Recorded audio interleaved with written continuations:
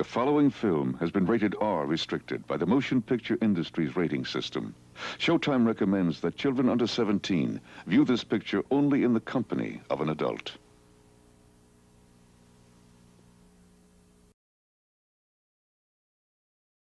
Hey everybody, it's Mark Torgel, Melvin the Mop Boy from the Toxic Avenger, and you are watching the Horrorholics.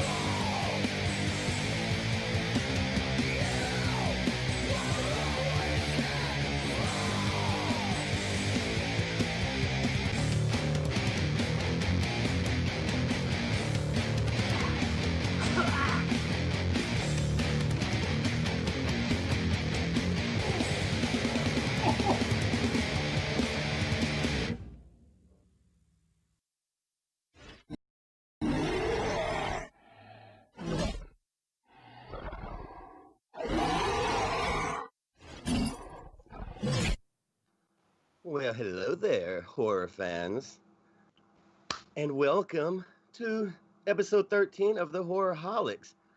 I do declare that this just happens to be a Halloween episode, because it happens to be right around Halloween. I am your main host for the day, running the ship, Laurencia, and I'm here with my fellow Horrorholics as always. And today on the cast, we have a fucking amazing show. We will be doing a review of Night of the Demons, picked by you motherfuckers. We will be fucking giving away all kinds of fucking good shit. Most giveaways we've ever done on a show, maybe more, we don't know. Today's show, me, my boy Darren, boy Jordan, my boy Craig, and as always, Mr. Graveyard Grog running the motherfucking ship. So, welcome. Fucking mingle, fucking drink. And we want to drink with you because we start every one of our shows off with a fucking big old man-sized chug. So, let's start that off before we actually start the fucking show rolling. Can we down a full fucking beer for the Halloween one? Full beer Halloween chugs. All right, you can, but this one's like... That's здоровье. Здоровье. Chug.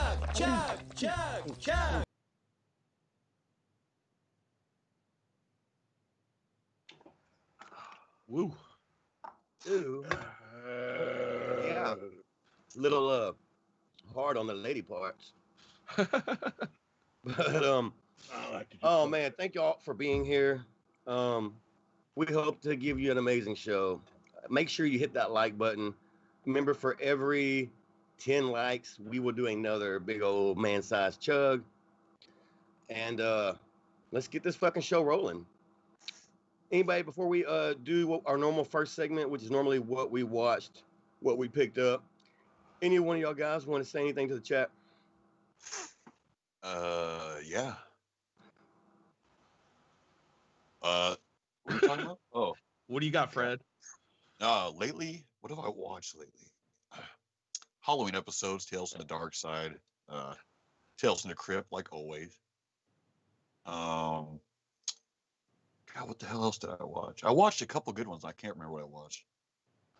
But what I got in, probably my most recent thing, is old Cropsy here from The Burning. This is made by Shallow Grave FX. That looks kind of close to you, Freddie. Yeah, he's burnt just like me. See? Mm-hmm.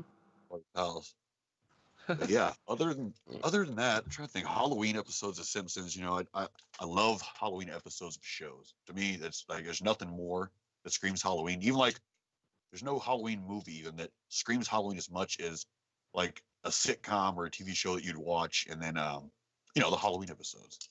So I've been doing a lot of that, watching a lot of those. And I really did forget a lot of the shit I did watch. That's all I got. Can you do I've heard you do it before. Give me a good Freddy voice. A good line. No running in the hallway.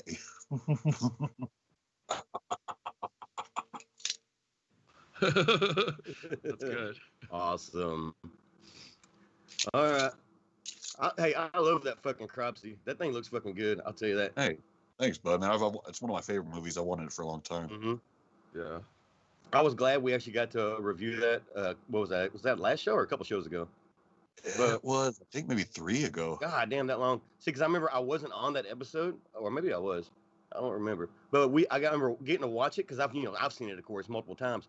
But Bree had never watched it, and so she got to watch it. It was good. Good movie. So, Fantastic movie. Mick, what you got for us this week? What's up, sweet tits? How you doing? Is that is that Crocodile Dundee? No, who the fuck is that faggot? Come out to the creek. I'll show you who I am. Anyway, I did watch a couple of things. One I'm a little ashamed about, but I agreed to watch it with some kin. I fucking gave in and I watched that Hubie Halloween shit with Adam Sandler. Yeah, you know what? If you like Adam Sandler movies, there's enough throwbacks and shit to keep you from turning it off. But if I see that thermos again, I'm gonna really get upset with myself. I also saw a new movie. It came out a few weeks ago. Amazon Prime already got that shit down to 99 cents, so that should give it some perspective. But it's called Fear Farm. Fear, P-H-A-R-M. And that P-H-A-R-M is sort of you don't really know what it is, but it's an allusion to pharmaceuticals. Because they do shit with the bodies they kill. And it was standard fare, cool costume, shit like that. You know, all that. You know, no one as scary as me, but that's okay. Like, but it was something that the ending, the final scene, it wasn't like a sweet boy camp thing or anything like that, but the final scene is just like, the only other thing as fucked up to me as the final scene that I've seen recently was South Park, when Cartman fed that kid his parents in the chili. Oh yeah. Like, yeah. just to sort of give you an idea where it might be going. And then I also saw the third new film I saw. Well, there isn't really that new. I was looking up the trailer for something that is a new release called Shortcut. And I came across, did you know Adam Sandler did horror movies? Like his company, his production company. I think he calls it like Scary Madison Films. But I came across a 2009 movie called Shortcut instead that was on YouTube. And I saw him like, you know, had like James Franco's brother in it, Dave Franco. And like the preview looked okay. I'm like, oh, what the fuck? It's free. I'll check it out. It wasn't bad. It was another one of those that like the ending is like, okay, the ending makes it worth it because like, oh man, that's fucked. You know, so I would say like in order of picking, I would probably, if I had to watch them again, I'd probably watch Shortcut, Fear Farm, and then like not even going to repeat that other one. But that's it as far as anything new I got in. I did. What? Hold on, right fast. So I haven't seen any of those except for we watched, Hubie Halloween. Yeah, I know, family. Thing. The movie. I thought the movie was good. I loved it. I cannot stand Adam Sandler's voice and his character. But the movie in general, I thought was fucking good. I loved how it was jam-packed with fucking, like, half-ass famous people. Yeah, well, but you gotta admit, the bullying was so... They're essentially trying to... Everyone in the fucking town is... And I understand why with the voice, but everyone in the town is trying to kill him every chance they get. He's riding his bike, they're throwing TVs at him. They're like... There's one point, I don't know if you missed it, there was like a spear that was thrown his direction, and he's apparently like a ninja, because he can avoid all these things and shit. But like it was too much. Like I will give you this. I loved his mother's t-shirts.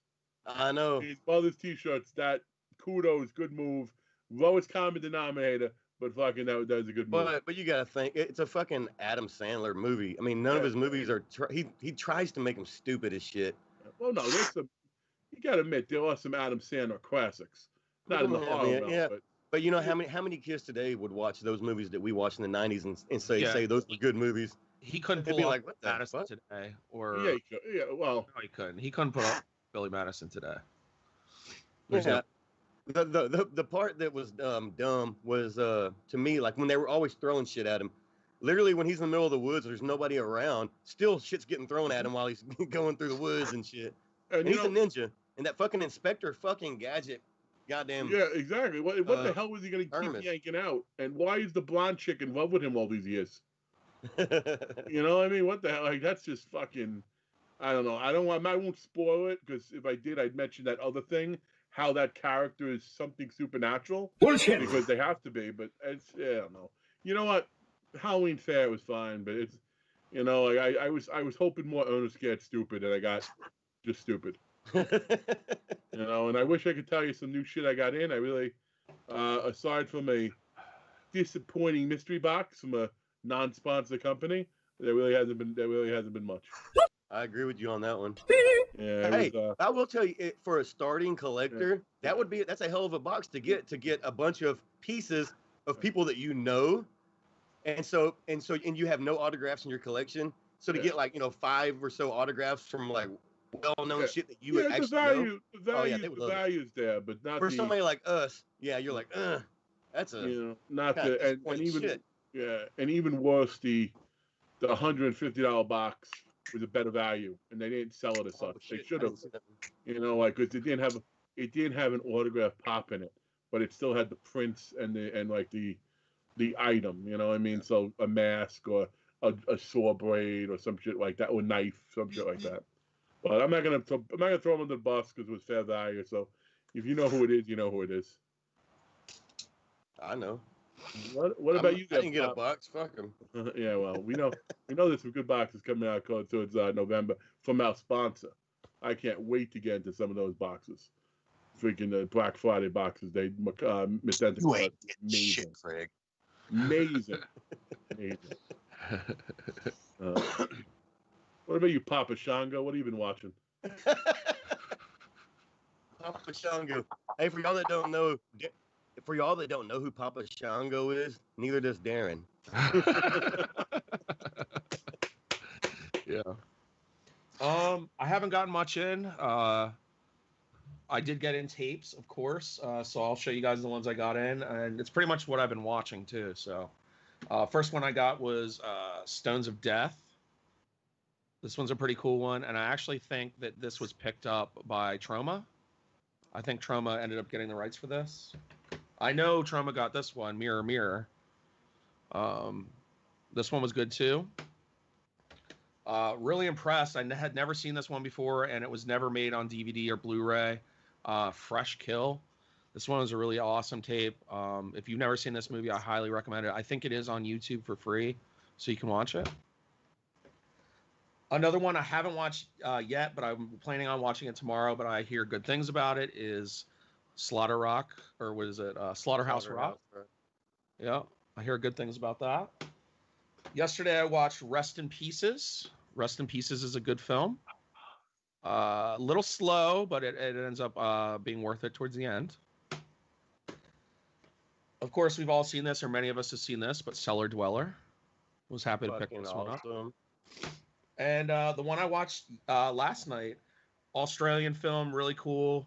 I know Larry's partial to Australian films too. I know, with Mick tonight, he's obviously partial to Australian films, but Dead End Drive-In. If you've never seen Dead End Drive-In, oh yeah, it's awesome. It's like a mix between like Mad Max and like any one. other like slaughter, like massacre movie from the 80s. Yeah. Really awesome. And a bunch of fucking wanksters. I love fucking Dead End Drive-In. Except for them fucking, that one tall ass fucking wankster ass dude that gets his ass whooped. I can't stand that dude. Yeah. But that movie's fucking awesome. I've never seen any of the other ones you got except for the last one. But the great thing about those old VHS is the fucking covers. Two of them I saw that you had fucking amazing fucking covers. Yeah. What was that one? It was like something Stab, or what was it? Final Cut, something like that. Are you talking about ones I just showed? Yes. Yeah. Oh, Fresh Kill. Two of those had awesome. First, that one has that. I love that cover. And there was another one you showed right towards the end, like third from the end, and that one had a fucking badass cover on it too. Yes, that one had a badass cover. I love that was when they actually painted them. Covers to be a kid at the video store. You go through and you'd be like, oh, look at that. Oh, that looks wicked. You get it and you watch the movie. It has nothing to do with half the time. Nothing to do with what's on the cover. But Yeah. I will say this. That's when people actually painted the covers. Now they just fucking Photoshop pictures together for covers. Truth. oh yeah, you're right. That actually was like art, cover art back then. But yeah, other than that stuff, I've just been picking up tapes I need. Yesterday, I got to rummage through somebody's storage unit, and they had a bunch of tapes, and I found 9 of the 12 original The Night Stalker films on tape, which was really awesome. And other than that, there wasn't too much there, but it's really just been tapes for me. That's it. So Darren, what's I'm gonna give you this. When you first started collecting your tapes, I was a little like, wow, why are you doing all that? But as everyone's saying, I give you credit. Like you get a chance to get some stuff on VHS that, let's face it, they're not putting on Blu-ray right now. So that's neat. some of it's not even DVD, man. I know. So my question for you is, and maybe some of our viewers can help you out, point you in the right direction. You got what are some, not necessarily monetary purposes, like don't say that, but what are some like personal grails that you've been hunting down that you're hoping to find? That I'm currently hunting down, or that I've already that you're hunting, that you're currently hunting down. Yeah, that like maybe if you really like, oh shit, I know a store that has that.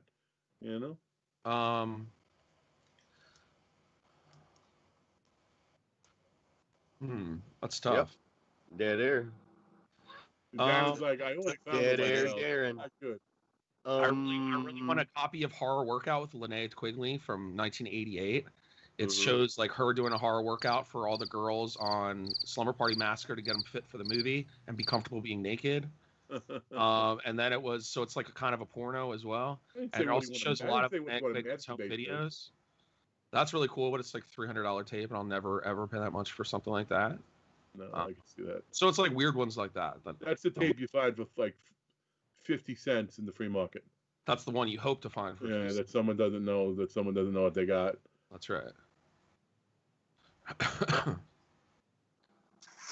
Well, I guess I'll go next since I'm the only one left. You're the final girl. I'm the final girl. Ooh. So, sorry about my video quality because I'm watching it right now and it looks shitty. But hey, shitty Wi-Fi. I'm in Texas and the fucking sticks.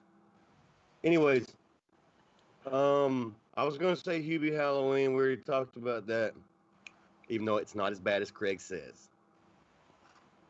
I did. We talked about this the other day. Me and Craig did. We both got this in the latest horror pack. I have this movie. I have it autographed, but I literally have never fucking watched it. So since this one was laying out, I decided to go ahead and watch it. The Barn. Oh yeah.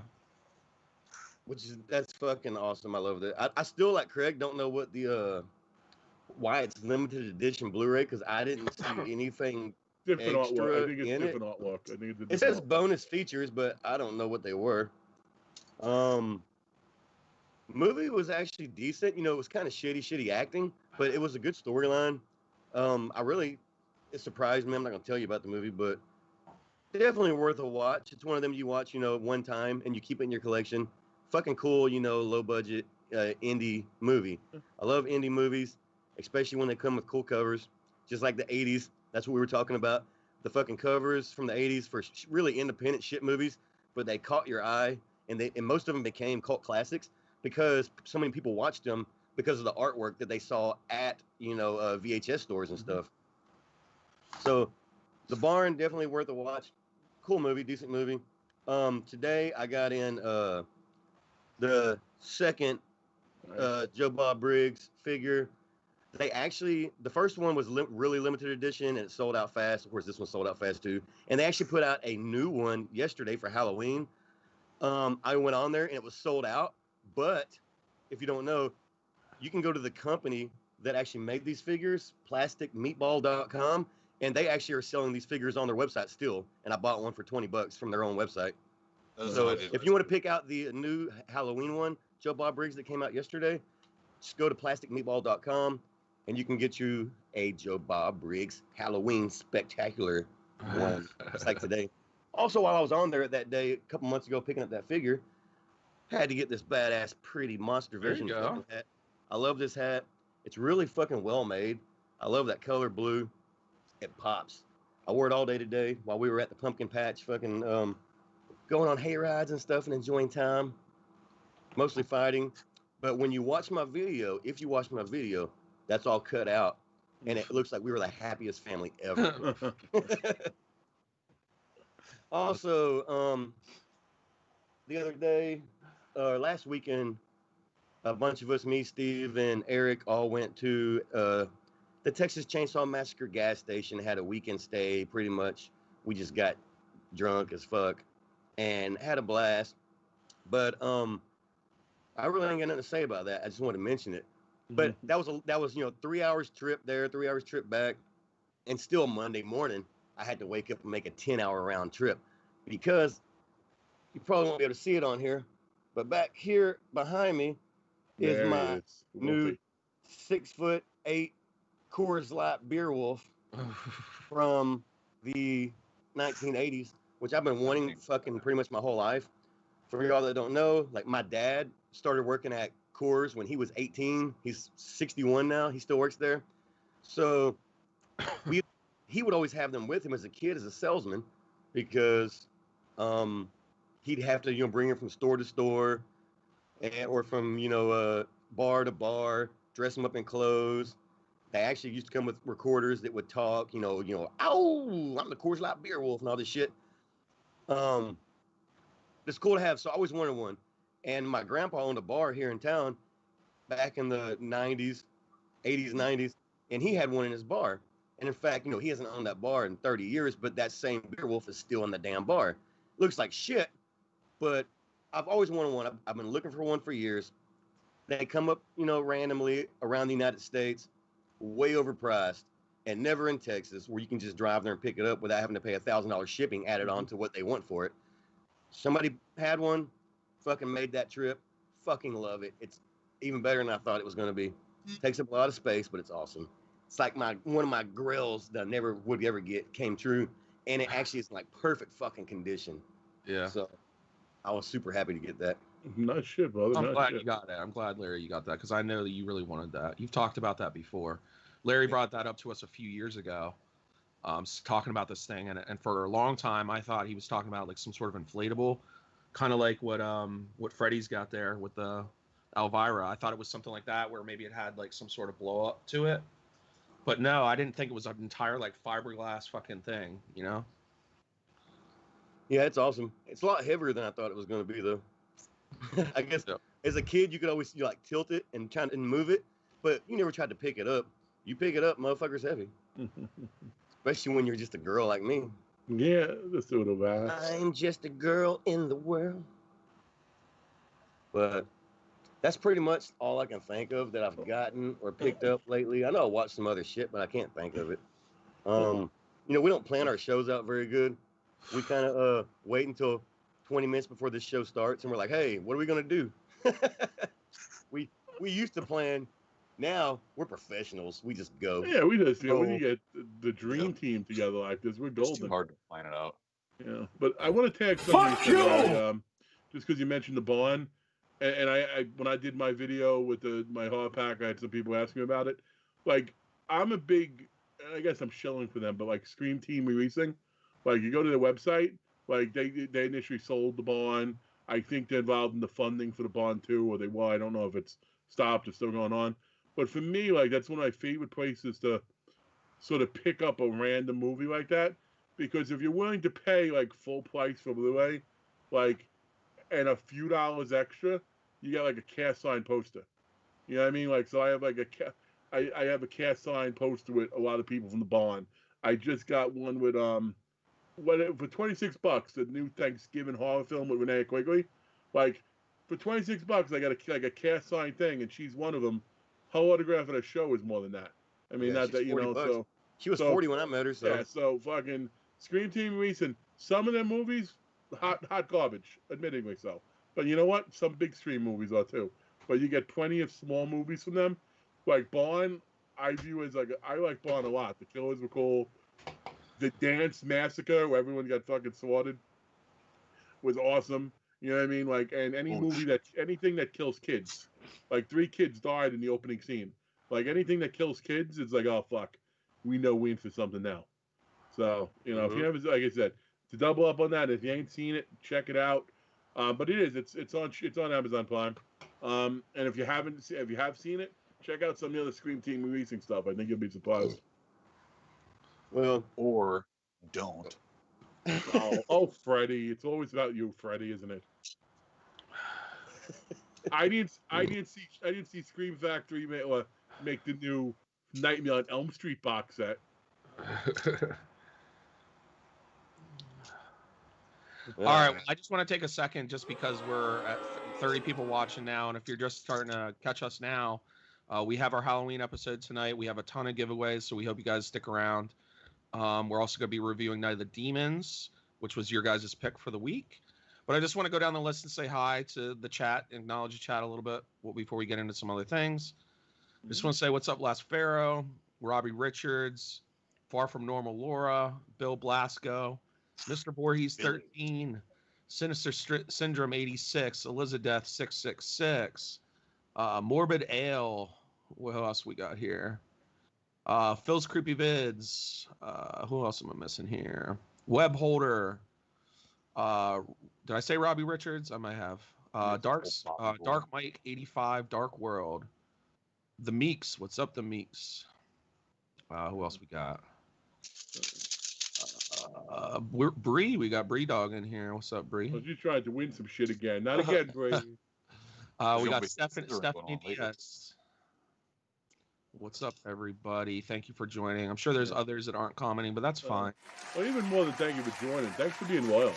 Like, there's a whole bunch of you motherfuckers listing the same names in episode after episode. And that's cool, man. And we know it's not for our good looks, so at least not for their good looks. So very cool. Horror Digest. Yes, welcome as well. Yeah. Clayton Lancaster, what's up, dude? Clayton, you can definitely buy me a drink, buddy. You can buy me multiple if you want to get lucky. Wait till he sees Crystal's video. We'll see who he wants to buy a drink. Yeah. Josh Neer, what's up, dude? Oh, Mr. Manson 420. Don't forget him. Someone earlier, I don't remember, I think it might have been Robbie, because it's normally always Robbie, asked if I had a tail, I guess like a mermaid tail. I just want to tell you that if you come over here, I got a tail between my legs for you. God. One of them women. I'm gonna Terry LaRue. I'm gonna poke out my eyes right now. Anyways, hey, we are at somebody said earlier, I noticed we're at 16 likes, so we were way over 10. We never did our 10 like chug, so we need to get that out. Okay. That's what we do. We're not being scared of fucking alcohol. So, I've got I'm gonna do 3/4 of a beer. So, well, you heard me crack it fresh, motherfucker. Peace. Nostravia, Dad. Nostravia. what you got, Darren? Fireball. Yeah. Nostravia.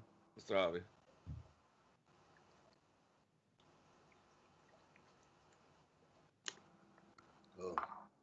Ooh, God. That was the big little bottle. Big little bottle.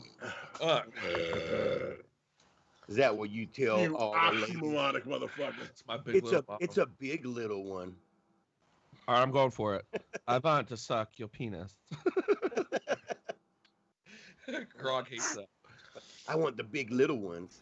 So I did have vampire teeth, guys, I did the mold, but they fucking let loose on me. They were cool. They won't stand. Tell them what you're supposed to be. Huh? Only one will. Looks like fucking Cringer from He-Man. Yeah, that's like if the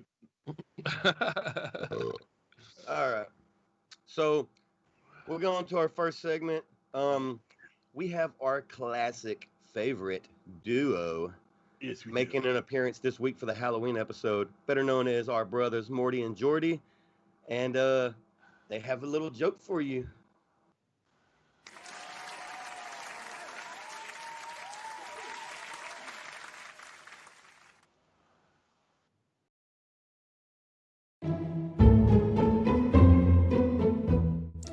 Hey everyone, welcome back. It's time again for Morty and Jordy.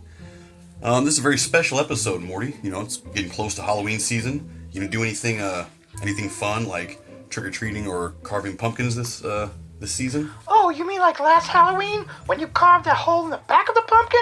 You tried to fuck it? No, sir. Not me. Let's not talk about that. I bet.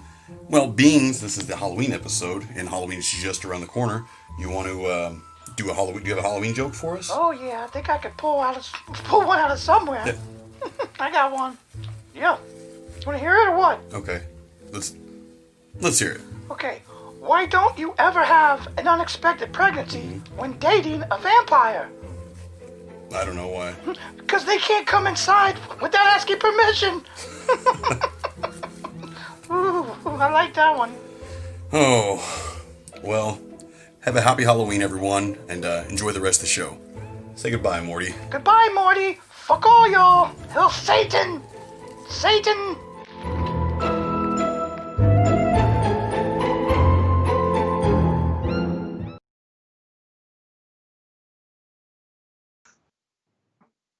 Oh my God, fucking Morty and Jordy. Hey, that actually is my favorite joke they have ever done.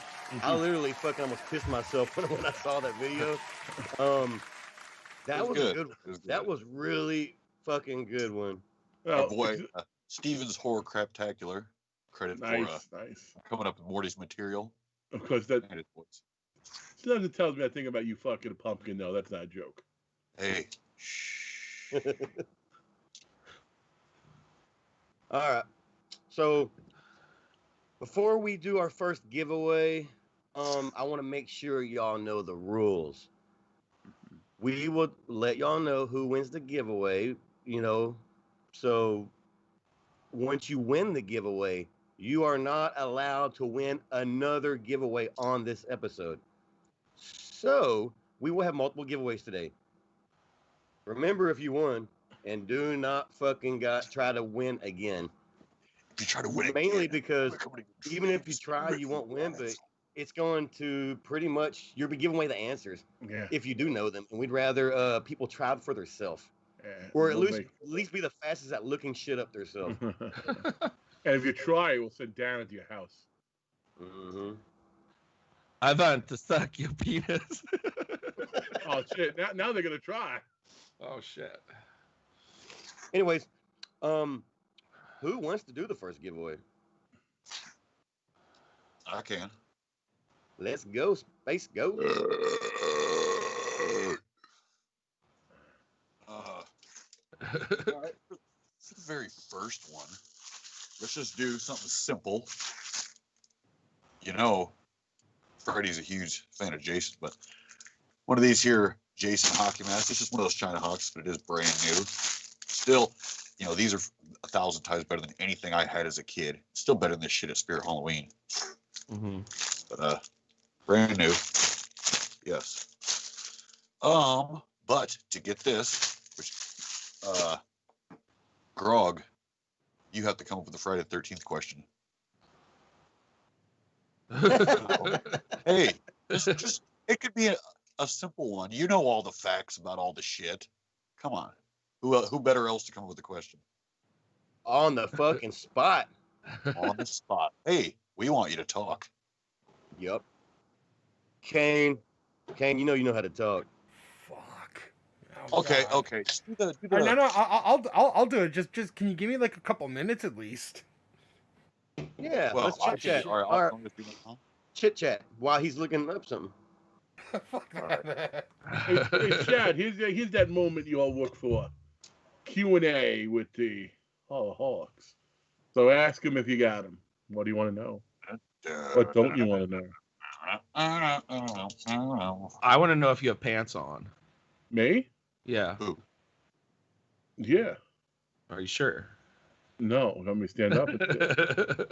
It kind of takes away from the Mick fucking Taylor thing if I show you I'm in fucking Your undies? Oh, shit. Oscar the Grouch.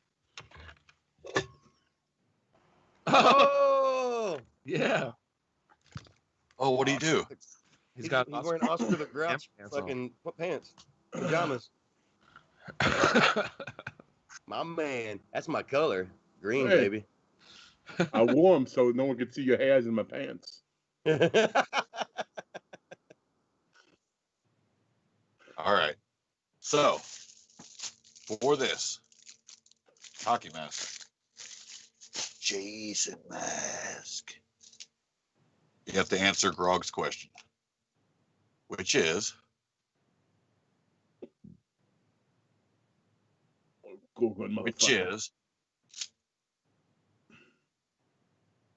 All right. So,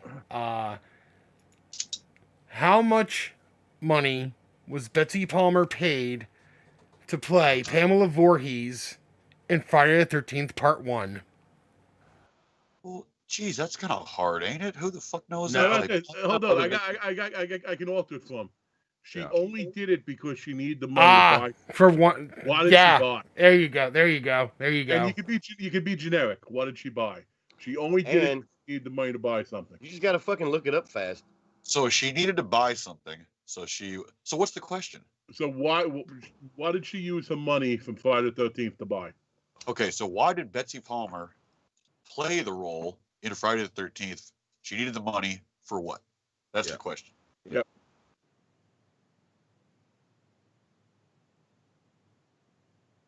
Okay. Well, oh, never mind. Yeah, everyone's fucking is nailing it. oh damn, yeah, it's Are you blowing yourself, Freddie?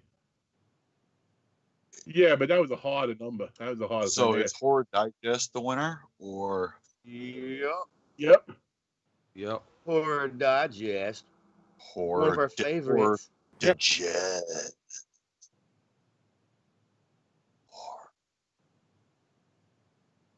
Ah! Yeah. $1,000? Oh, $10,000. $10,000. $10,000. I'll be honest with you. I thought the answer was she needed a car and also new like headshots. She needed like a new portfolio. No, she initially was going to say no to it. She initially was going to say no to it, and then a car broke down. And then she's like, hey, tell me again about this horror movie you want me to do. Wow. You know what the funny thing is? I think, I don't know if the audience heard, but when I said, hey, my mic's off, they can't hear me, I think I may have fucked it up, and I think they did hear me, but I don't think they did. Who gives a shit? Sorry, Horror Digest still won. Okay. You had the answer before any of If that. you give an answer away and they did hear it, then it's just who types fastest. Yeah, the good thing is Horror Digest won. The bad thing is there's more contests coming. So folks, Okay, so that was probably the sloppiest giveaway ever. But Horror Digest Monday, ship it out to you, bud. That is a badass mask. Yes, Hard Digest, you did win, but please, guys, we've had trouble in the past of people not getting a hold of us after the show. Please make sure you get a hold of us within a day after the show. I know he will. We've known him for a while. I know, but I'm just saying, like, even people in the past, like... So in case it's somebody new, they know that. Yeah. Oh gosh, I gotcha. All right. Let's get it on moving. Let's get it on. So remember, Horror Digest, you cannot win another giveaway on today's show, but you are free to fucking be on the next show and win another one next time. But congratulations, Mr. Red. So what we gonna do next? Craig did mention a while ago about some Q&As, and I would like, just randomly in the chat, we'll keep on with the show, but I want guys, girls to fucking ask us some questions. Ask them as a group to us. Pick one person out. Any question you want. Truth or dare style. Truth, that's even better. Yeah. The seedier the better, because we've been drinking and cross-dressing, and if there was ever a day to ask us some shit, it's today. Well, while they're thinking of a question to ask us, we should do our 20 drink. Yep. I'm down. Thank you, everybody, for the 20 likes. But don't forget, there is 34 people watching, so get us up to 30. Yeah, guys, keep it coming. We love y'all. Thank y'all for being here, like always. Oh, shit. Got straight in the house. What's up, brother? Cheers. Woo. All right. Yep. So, Stephanie says, Grog, truth or dare? Ooh. Truth or dare, Grog? Truth. Truth. Shoot, Stephanie. I'm not what While- shoot. while- I don't shoot While anyone. we're waiting for her to write her question to Grog, Webholder wants to know, what did y'all think of the 2010 Wolfman? Nothing to think. It's too shit. long. Too fucking long. That was what the Jack was that. I like Benicio del Toro? Benicio del Toro in it, and I Yeah. liked Anthony Hopkins, but other than that, too long, too boring, not enough happening. I do like it. It was a timepiece, though. It was like a period piece, which is cool. But other than that, I'll give you my answer. I actually liked a movie that is shit on a little bit better. I think I liked You like Wolf all with shit Jack movies, Nicholson Freddie. better. I agree. Yeah. See? Fuck you, Freddie. I have no clue. I didn't watch Is it true that I love chocolate? Oh.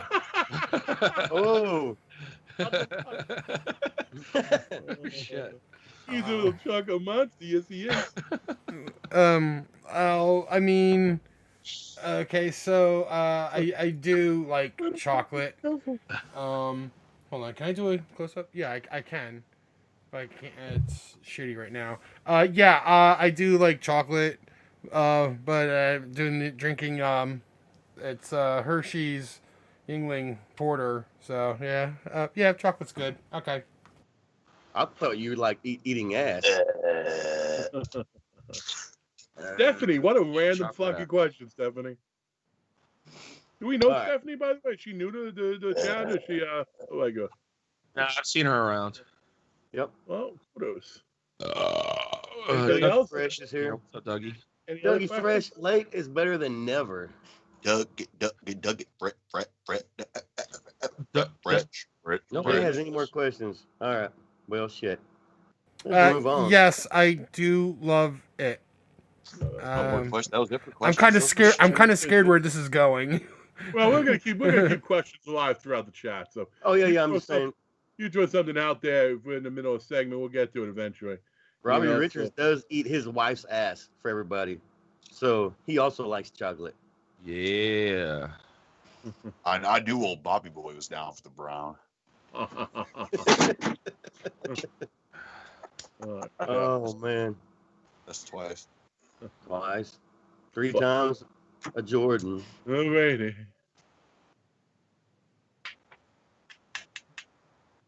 Yep.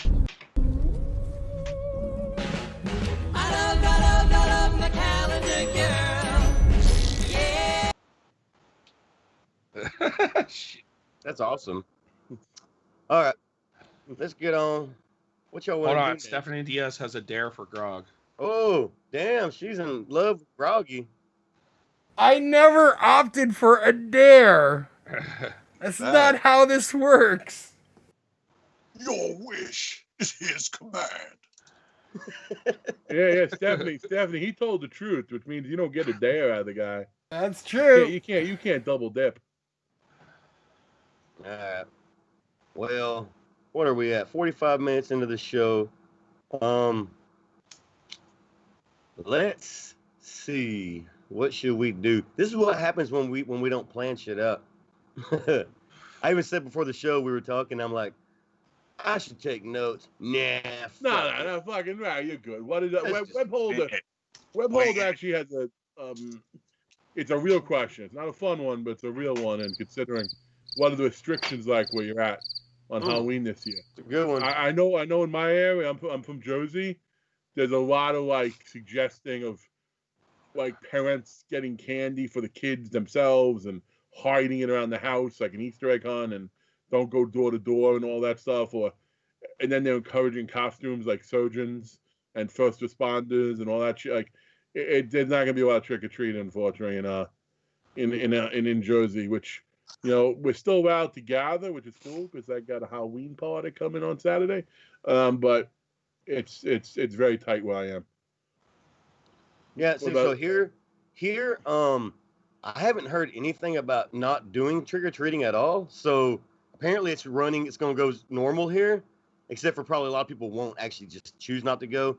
We do every year have a trunk or treat where the city like pretty much ropes off fucking half of downtown or the main street, and everybody goes out there, does their trunk or treating like a day or two before Halloween. This year they're going to do it, again, but it's going to be just a drive-through, which will be a whole lot easier. I don't mind. I don't mind going down there and walking around for an hour with the kids and getting your trunk or treat shit because it's a lot easier than going trick or treating. But hell, a drive-through, kids ain't got to really get dressed up. We just drive through and people just give them candy. It'll go super fast. I can get home to drink my beer even quicker. That sounds amazing. We will probably go trick-or-treating most likely. But just because they haven't said anything about not having it yet. No. And, I'm in a small town, so we know everybody. Like, we literally know, 90% of the houses we go to anyways. We know everybody. So, to us, it's kind of the normal year for the most part. Well, one other thing, because I saw it evaporate beyond trick-or-treating. My area, Jersey is known for having some pretty good, Jersey, New York is known for having some pretty good haunts. And, they do have one of the bigger haunts called Brighton Asylum. And weird throwback, but if you know my channel, my very first video was a review of my trip to Brighton Asylum. So check that out, fucking forever ago. But, they're doing it this year, but there's, plexiglass and, you can't get out of the car and you got to get tested 3 different times. It's really invasive. So I don't know. Well, invasive. So I don't know. I don't know. I think I got to pass the haunts I do every year. I don't think this year I get a chance to do them because it's just too much, way too fucking much with the, you wait online and get in and then they test your temperature and it's oh, you're too hot, so I can't go in. And it's oh, you're this, so that. It's and then people aren't jumping out on you, get in your face, right? Because then they want to stay away from it. It's just, no, it sucks, but, beats the alternative, I guess. I'm pissed because we have a haunted house here where I live, and I've been going to this haunted house literally since I was 5 years old. And, my family used to take me there as a kid. I take my kids there now.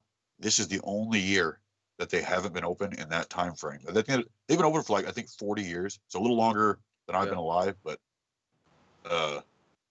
yeah, no shit, man. They didn't open this year. There's a few other ones. We got there's a big outdoor ones where it's like on a farm. It's Scary Acres, shit like that, which is cool because you get it takes a long time to go through, which is cool. You get a whole evening of it. But the actual haunted house itself, where you actually go through a multi-level house, and at the end they have these slides you go down to get to the bottom. It's pretty badass. But that one, first time not open this year because of that COVID bullshit.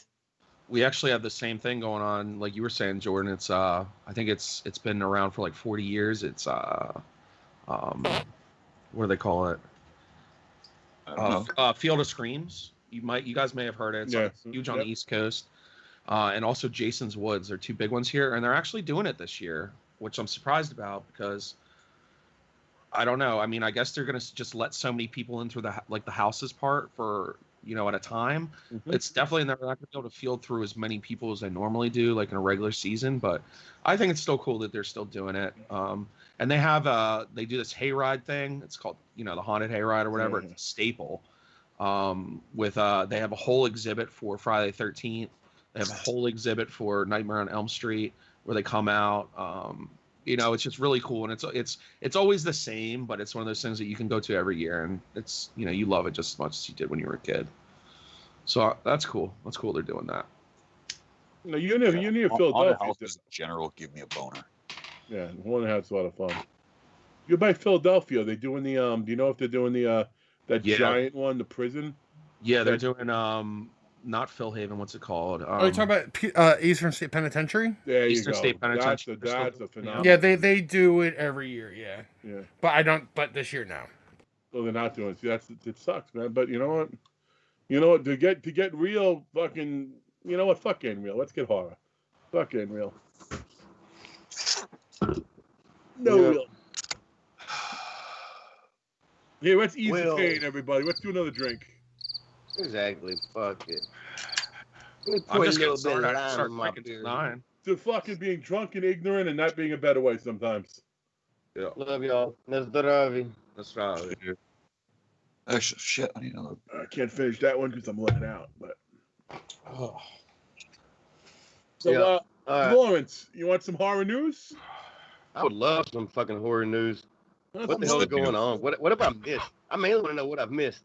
As long as hold on, I love good horror news, except for that fucking goddamn ads I keep getting on my phone and the emails I keep getting from Fright Rags to buy this fucking goddamn lunchbox from Halloween. God damn, that's just getting annoying.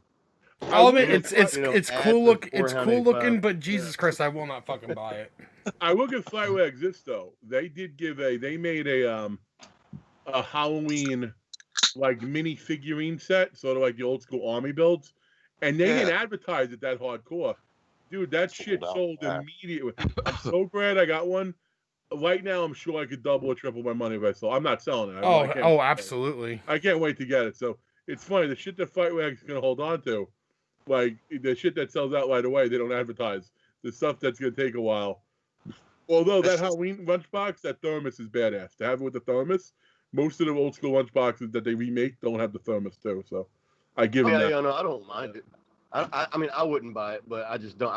It's just the advertisement. Get fucking emails over and over and over. It makes me want to unsubscribe from fucking Fright Rags emails. I know. The same fucking one over and over. But I didn't get a fucking Joe Bob one until fucking it was already sold out. Yeah.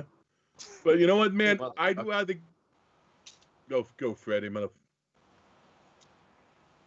Oh, I was just saying, my Joe Bob didn't ship yet. I see all kinds of people doing videos on it.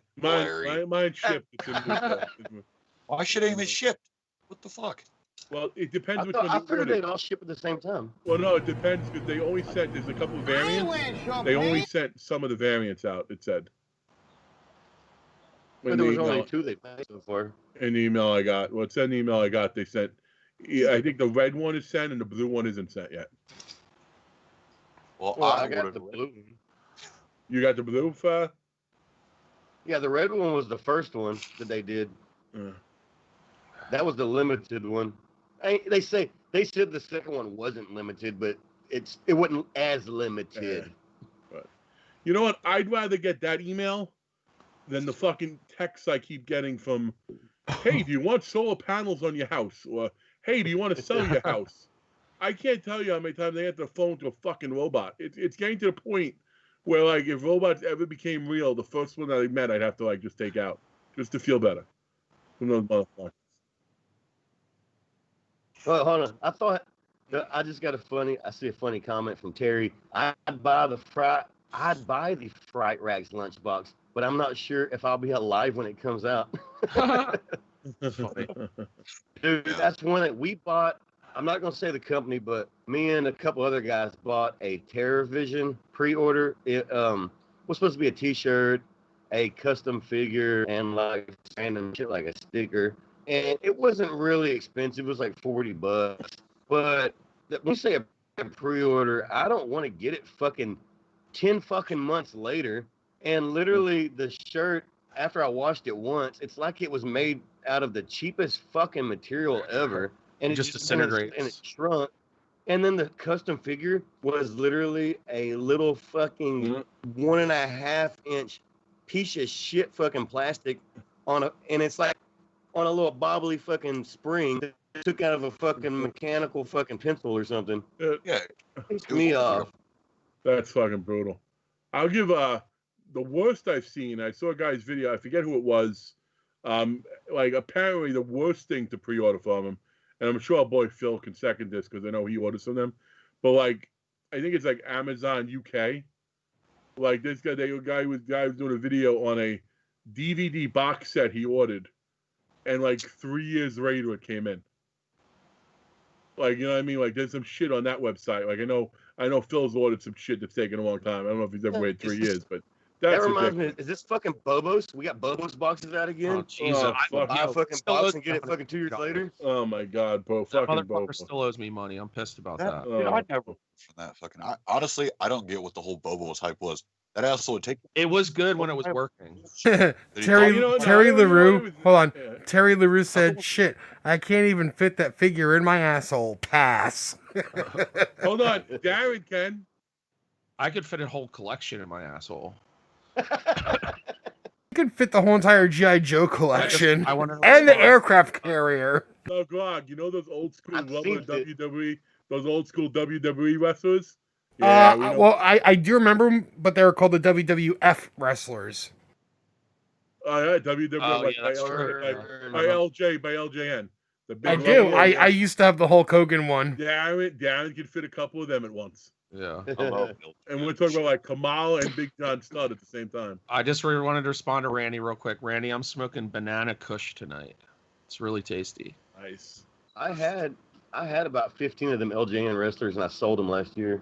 I needed some money for beer. That transition surgery is expensive. I know.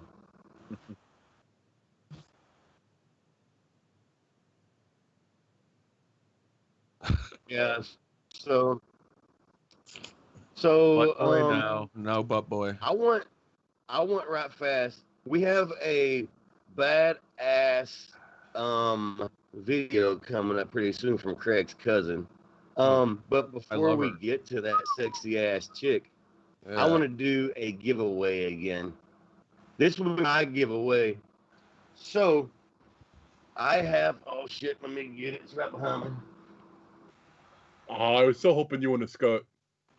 I have. Oh, they did want to see your see your Buffalo Bill then when you get a chance. I have a 1992 Ruby's shrunken head mask still on the tag. With the tag, shit. With the tag, 1992.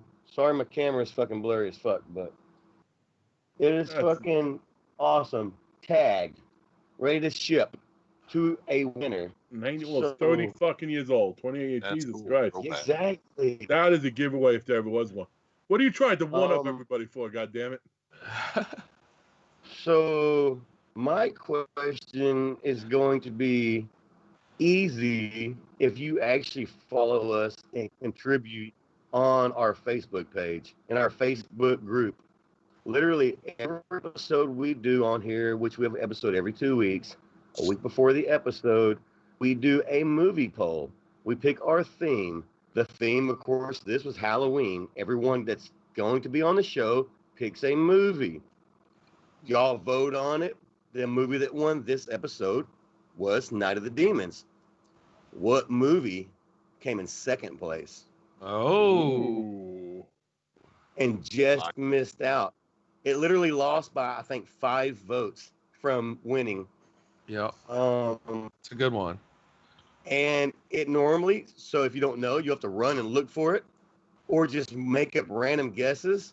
Because maybe he took it down from the website and you can't find it. It is taken down from the announcements, so you'd actually have to scroll and find it.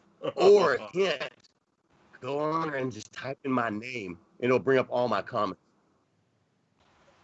Yep, there we go. Our boy, Dark Mike, who wins a lot because he pays attention. He also loves Congrats, this movie. Mike. I'm pretty sure he loves that movie. Oh, yeah. Post about it. Right, Mike? Dark You're a Mike, big fan of this movie, right? You are the winner, and I love it that you said it. You picked the right trick or treat. Yes. Good Not job. trick or treat. Yeah, he said it right. I gotta tell you guys something. I don't know if I'm just because I'm getting drunk now, but is Larry starting to look better looking? Larry's like getting hotter as the night's going on. The bad thing for me is my lipstick is pretty much gone now. You look like the girl at the end of the night. She's like, "Hey, You should have. what are you gonna take me to breakfast?" Would you shut the fuck up? Oh. Bobby Richards doesn't have Facebook. Get Facebooks, my man, just to follow us. Yeah. Congratulations, Mike, on another win. Send me your address on Facebook, and I will get that shipped out to you. Look how uncomfortable Larry's voice is right now after what Darren said. So, hey, ladies. Robbie, hey, girls. It's on Larry, man. I already want to bang Larry, and he's not wearing makeup. So I know you do. That's true. That's definitely true. It's true. Anyways, there's 2 down, 2 giveaways down. We have more to come, but until then, we have a little intermission with a great fucking fan of ours. She's one of our favorite girls in the world. Her name is Crystal. I don't know what she. I'll let Craig talk real fast. I don't know what she did. I don't hold it against me. She's special. Just saying that, you know. Special.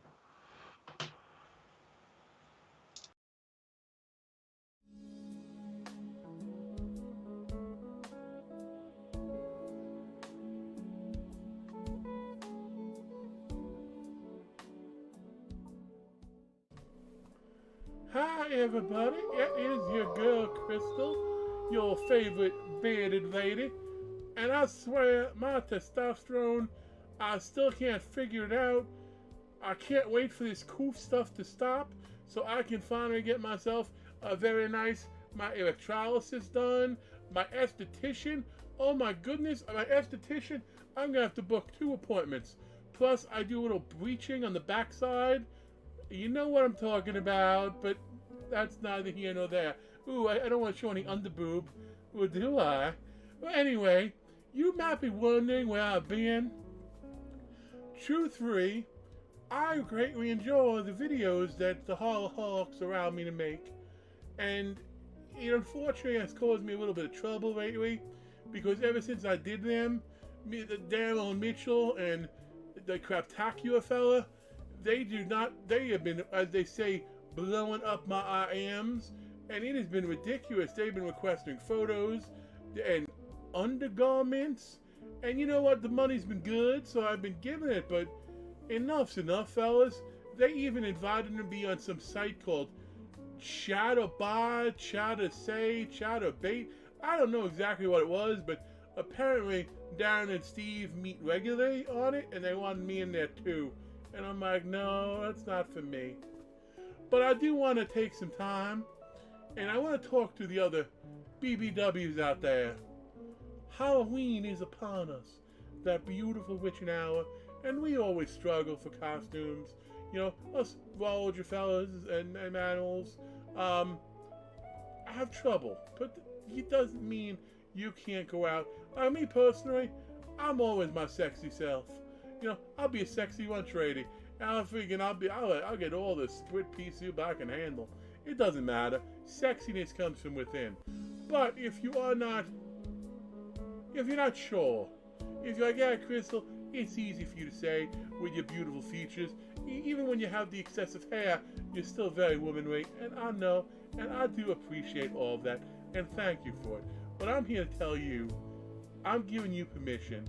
Ladies, every BBW out there, and be careful, because if you do it, you can have a couple of those guys following you around. But in case, you all have my permission. When you're looking to do a costume and you don't know who you want to be, who you want to do, here's what you're going to do. You're going to be Crystal. I give you my permission. Be Crystal. Ooh, my tire almost fell for a second. Let me, that worked. Okay. Anyway, that was free, fellas.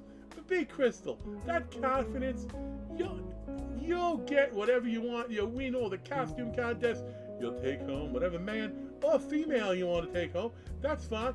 I don't judge in today's world, as long as they're of the age of consent.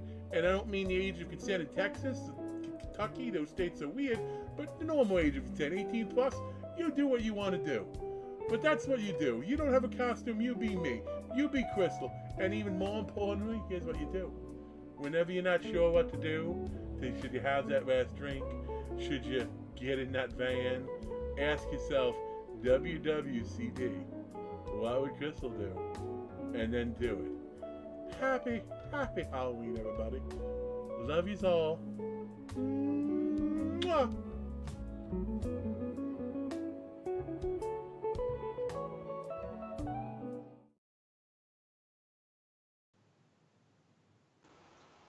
Hashtag be like Crystal.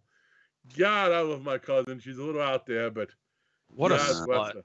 What a fucking slut. Listen, stop pulling up a DM. Stop you want to pulling up talk? DMs. Listen, I only messaged her a couple times, but it's because I wanted advice. I heard you message good morning every day via Facebook, and she doesn't like it. That's what I heard. Every day, motherfucker. Just stop that. Get the hint, bitch. Okay. You're a raw son of a bitch. I got a little bit of horror news in between, and then we'll have a fun contest. But I know there's one piece of news here that's going to get a interesting reaction, especially from our boy D, because he's a big fan of the original. Yep. They are working on the sequel or the next Evil Dead movie, and I believe it's supposed to be called Evil Dead Rise. The premise of Evil Dead Rise, though, I heard it was going to be called The Evil Rises. Well, Evil Dead Rises is what I saw. That's all conspiracy. You know what? Evil Rises, but this is confirmed for Bruce Campbell. He's not in it, but it's going to be centered around a female heroine in an urban environment. And before you shake your head, they've had, Astro's Evil Dead. You had the two women in it. The Evil Dead remake, you had a female heroine. It could be interesting, especially given the urban environment. So it's almost like Replicon in the hood. Now we got Evil Dead in the hood. What are your thoughts on that, Darren? There's a lot I can say about a lot of it. I don't want to say on live though. But only because I think it's a direction all filmmaking television is going right now, just to fit in with the times, and I don't understand that because it doesn't always necessarily make sense for a movie or a franchise. Well, they did it already, I can see how with the Evil Dead film, the last one, they used more kind of like hipster kids going out this store where you obviously know they're from the city, or they're from, they're probably from Philly or like Chicago or something, I forget, actually, they probably said where they're from, but so I understand how they can go that new direction. You have to modernize things and I just hope that Sam Raimi and Bruce Campbell are big part of this, because I think that once the control is lost from at least Sam Raimi, I think that it will just go into some completely crazy universe spin-off bullshit that is just going to demoralize the films. But a real horror fan would never let that affect them, in my opinion. You see that shit for what it is. Like, you can watch the new Child's Play movie, right?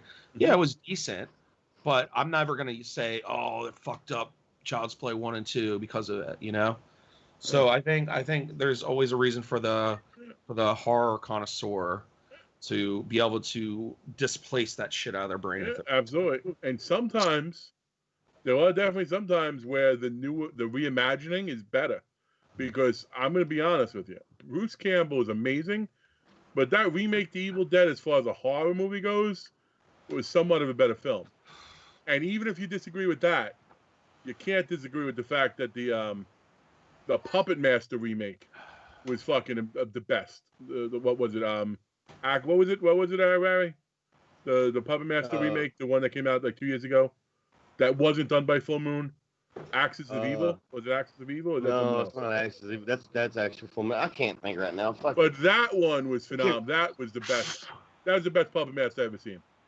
So there's that. And I agree, and I've said this for fucking years with all of you and with everybody else.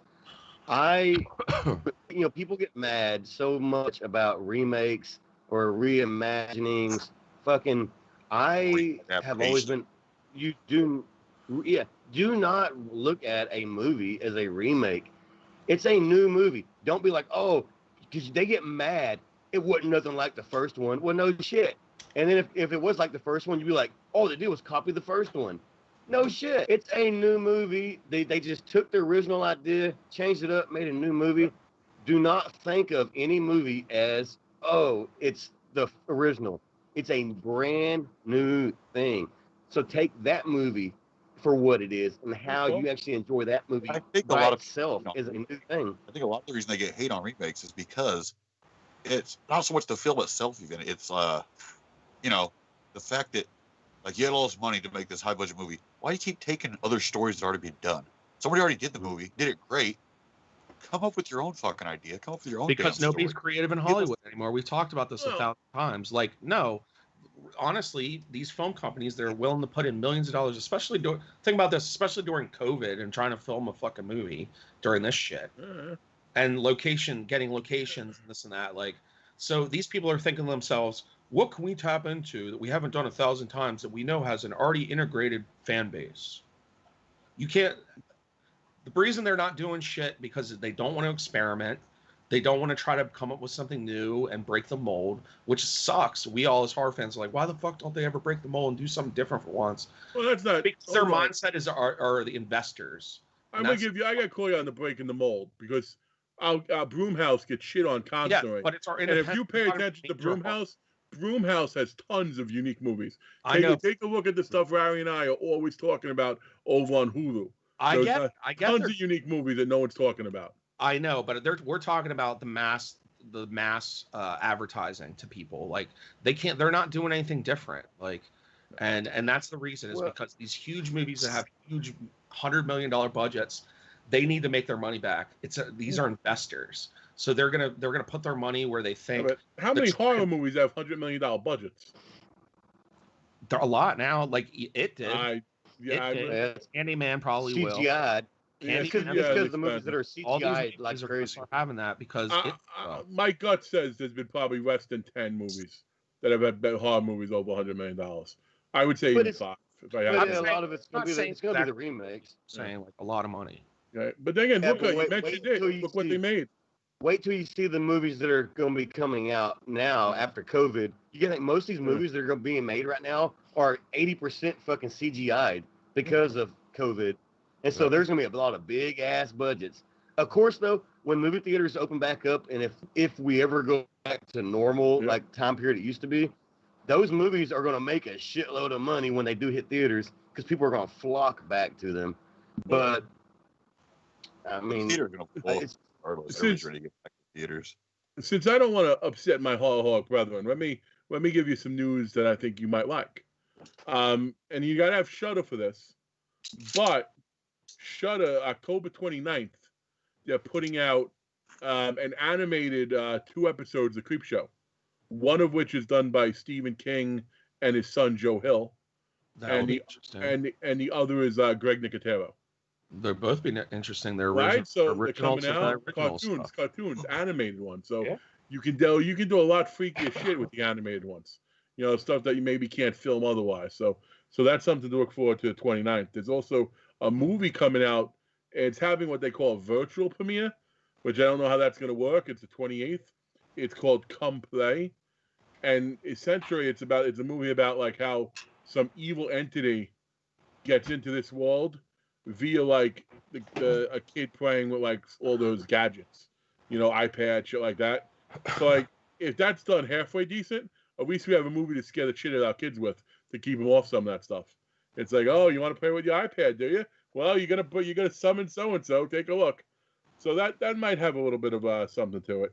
And then just to end it, and another remake, but Joe Hill wants to remake a movie. You know what he wants to remake? The movie we covered here a couple episodes ago. The Burning? Maximum Overdrive. Oh. He wants to remake Maximum Overdrive. That's stupid. That movie. Do you think he's gonna do the amount of coke his father did when he directed it? I know. Yeah, that's the claim to fame. Hey, I'm fine with doing a movie like that more than just keep doing the same shit, the Freddys and the Jasons, all this other crap. Hey, I'm fine with that.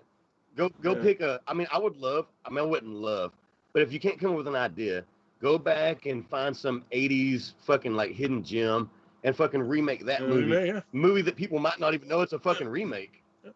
And I tell you what, Larry, something we both forgot to mention. I don't know if you've seen it, but something we both forgot to mention, and this is to Darren's point a little bit. There's a reason fucking Tremors motherfucking 7 just came out, which I watched and enjoyed. But Tremors 7, because people like the character, they keep seeing it, and, you know, it works. So, Tremors was always goofy. The first one was, it's still a goofy movie. It's comedic. Yeah. You know, it's Kevin Bacon and what's his name, Fred Ward. And that's great. Second one, great too. Even the third, I like a lot. But they just continued. Like it was always kind of a low budget TNT movie. Remember when like TNT would produce shit and it would be like a TV movie?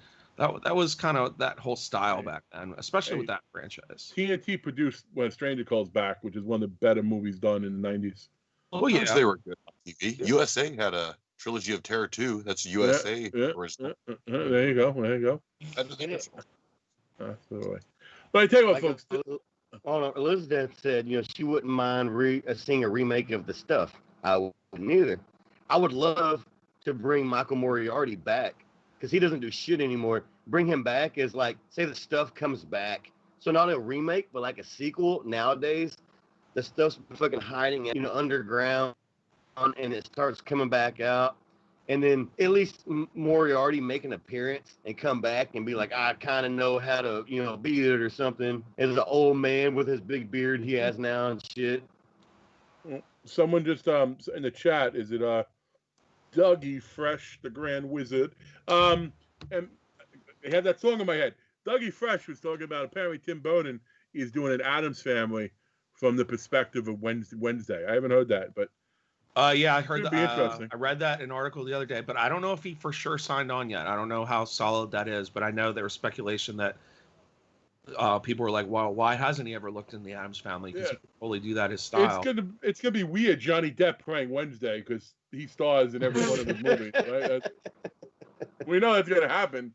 Jesus, he stars in every movie. But before we move on to our movie review, I have giveaway number 3 for you. Oh.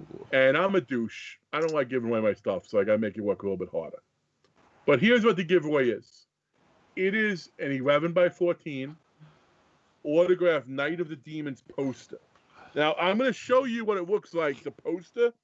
This is not the one you're going to get, because this one is signed by multiple people. And since I got this, I'm going to give away my old one.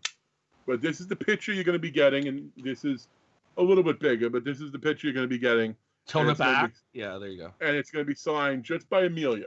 This is signed by both. And but in order to get it, I believe you got to work a little bit harder. So, no, you don't have to do any weird favors for Darren. I'd have to give him more than that. I have 3 questions. You must answer all 3. Even more so, they must be answered in the same post. So don't answer one and then skip, because I don't want to follow that shit. So you must answer them in the same post.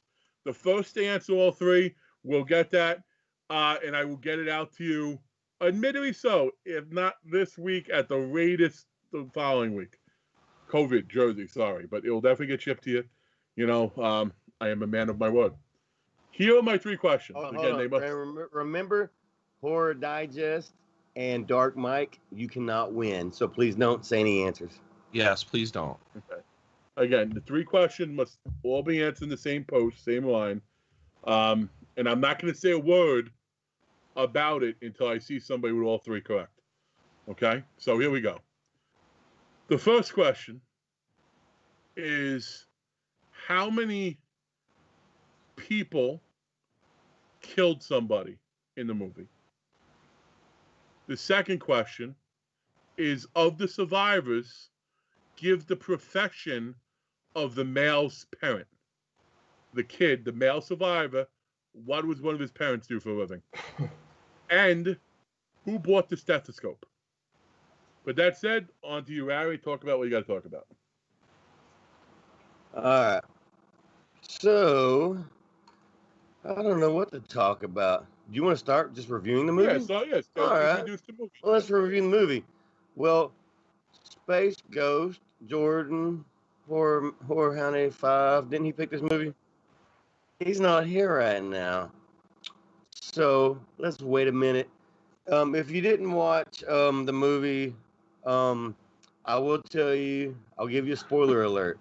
Angela dies. Because people don't like spoiler alerts nowadays. But this movie came out 32 years ago. So, hey, she died. And, but she did come back in part 2, so she didn't die. Kind of. Spoiler alerts. Don't do spoiler alerts unless you want people bitching, but it's still funny, and we don't care. Spoil the shit out of it. We love you, Eric. Horror Hunt 85. So Can you hear this me? was your movie that you chose, and it won. So tell us about the movie and why you chose it, whatever you want to say about it. All right. Well, I almost regret choosing it. Well, I guess I don't regret it, but at one point I started to regret it just because it's been done so many times. Everybody knows Night of the Demons. Everybody knows Angela. But for me personally, I had a friend when I was a kid, and we didn't have shit for movies. But we each had a couple VHSs. That was it. But one of the ones he had was Night of the Demons. And we would watch it, and everything about it screams Halloween. It had, the intro to the movie is amazing. It's like an animated intro. The theme song is awesome. Yeah. Just that alone, just right. I guess when you start the movie, when you start watching it, the beginning of the song and like the animation, just that alone sucks you in. And the movie itself is great. You get great practical effects. But I guess for me, I used to watch as a kid, so that's why I chose it. It's not Halloween until you watch Night of the Demons, I guess. Everybody's probably seen the movie, but a brief review. A bunch of teens are going to a Halloween party that this weird girl from the school, Angela's throwing. She's throwing it in an abandoned house, whole house, which is it's an old abandoned house. There's like legend of creepy shit going on there. They all go there. They all start partying, and sure enough, they awaken the demons, and slowly they start getting possessed one by one. And the one, they start running around trying to kill / possess each other. And, you get your main, I guess I wouldn't say your main dude, your main chick, but you get your survivor dude, your survivor chick at the end, like you would, in a lot of classic movies. But, you get Amelia Kincaid and, what's her name? Linnea Quigley. And I don't, those two. Well, I guess Linnea Quigley really is all I know from other movies in that one specifically. But my favorite character by far is Stooge. Oh I yeah, don't know. for sure. I know he was in was he in Slimeball Bolorama? I'm pretty sure he was in Meatballs. You ever seen Meatballs? Yeah, I think he was in some of the comedies from around that time in the 80s. I think it was either Meatballs or But I know he don't have a real extensive movie list. I think it was Meatballs. Either way, by far my favorite character. Shut up and drive, bitch. Yeah. He's brutal. And he's real cool when he comes back as Demon Stooge. He was pretty badass. Yeah. You do see a really cool old Distortions mask in the movie, the one that he takes from her little brother. Really cool mask, really hard to find mask. I was actually going to ask you about that because when I was watching the movie earlier, and I was like, man, I got to ask Jordan what that mask is, because anytime we watch a movie and it pops up, there's a mask in it. Even if you don't know it, even when you watch movies, or you and Steven, y'all fucking nowadays you have to go and look and see what that mask is. I got to. And that mask, actually, somebody just had one on eBay, and with like a low starting bid, but it ended up going for like $800 something bucks. Oh wow! But again, anything with a mask always gets my attention. So I'm kind of rambling on. Anyway, yeah, Night of the Demons. That's why I chose it. Again, for me, it is like one of the definition of a Halloween movie. It was originally going to be called Halloween Party. I think it was originally going to be called. That makes sense. They went with Night of the Demons. They didn't do it because I think one of the other Halloween movies that was coming out around then, they didn't want to get fucked with or something. But yeah, you know what I mean. I do like the name Halloween Party. I think it'd been a lot cooler if they went with that name. Either way, Night of the Demons. The sequels are okay, but the original badass movie. I really liked the second one. The second one was a great movie. And it was really nice to see Amelia Kincaid actually come back for that. And I think it was like 10 years later, or the early 90s. I think it was like 92 that movie came out. I forgot. 92. I love the cover art for part 2.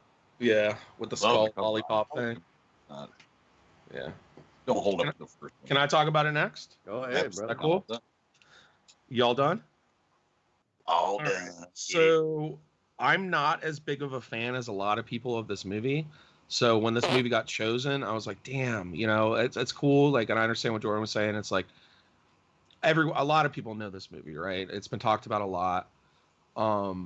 It is like classic Halloween movie though. It's like Jordan was saying, the intro with the drawings or whatever, it really brings you in the beginning, and then I mean, literally in the first 5 minutes, you see Linnea Quigley's fucking pussy all bent over. I mean, that sucks you into, because she was already, by that time, she was already like a horror scream queen. I know this kind of solidified her, but and then it just goes through it, and it's just classic where, what are you going to do on Halloween? You're going to get together, you're going to sneak out, you're going to lie to your parents about where you're going, and they're going to go there, and then you have Angela stealing shit. Just everything about it is just so, it's like rebellious. It's like a rebellious, like kids 80s horror film. Then it goes and everything hits the fan, and there's just so many cool parts I really love, and we have to talk about it, is the Amelia Kincaid dance scene. I mean, that's classic. She's dancing in front of the fire, kind of like hypnotizing everybody. Spinning around. It reminds me of Legend, when she's dancing in front of the fire in front of Tim Curry. Like, it's just one of those things to me that, like, those are the two like dance sequence films that kind of remind me so much growing up, and just really good. It's a solid film all the time, but I think the star of the show for sure is Stooge. Stooge is hilarious. I love when he's such a raw asshole. He's just everything he says is funny, and it's so douchey. It's, I love it. So good movie all around. I'm glad it ended up winning then, because I did rewatch it today, and it had been probably a year since I watched it last. Yeah, decent film. Liked it. Kills were cool. I've only seen it once in my life before today. Today was only the second time I ever watched it. I still like the fucking movie. I sure don't hate it. It's got a good premise, good characters. It was actually not bad acting in the movie. Even the little kid, the little brother, was a fucking good actor. Which normally for a secondary character like that, that's only gonna be in the movie for a little bit, they'll throw some fucking random kid out there that don't know what he's doing. He was a shit talking little kid, great fucking actor. Yeah. It was kind of weird when he walked out of the closet to see his sister in her like, tits. nice titties, sis. Yeah. Like, goddamn. But the movie, multiple sets of tits, at least two that I can think of. I'm a big practical effects guy, and one of my favorite scene of the movie is actually when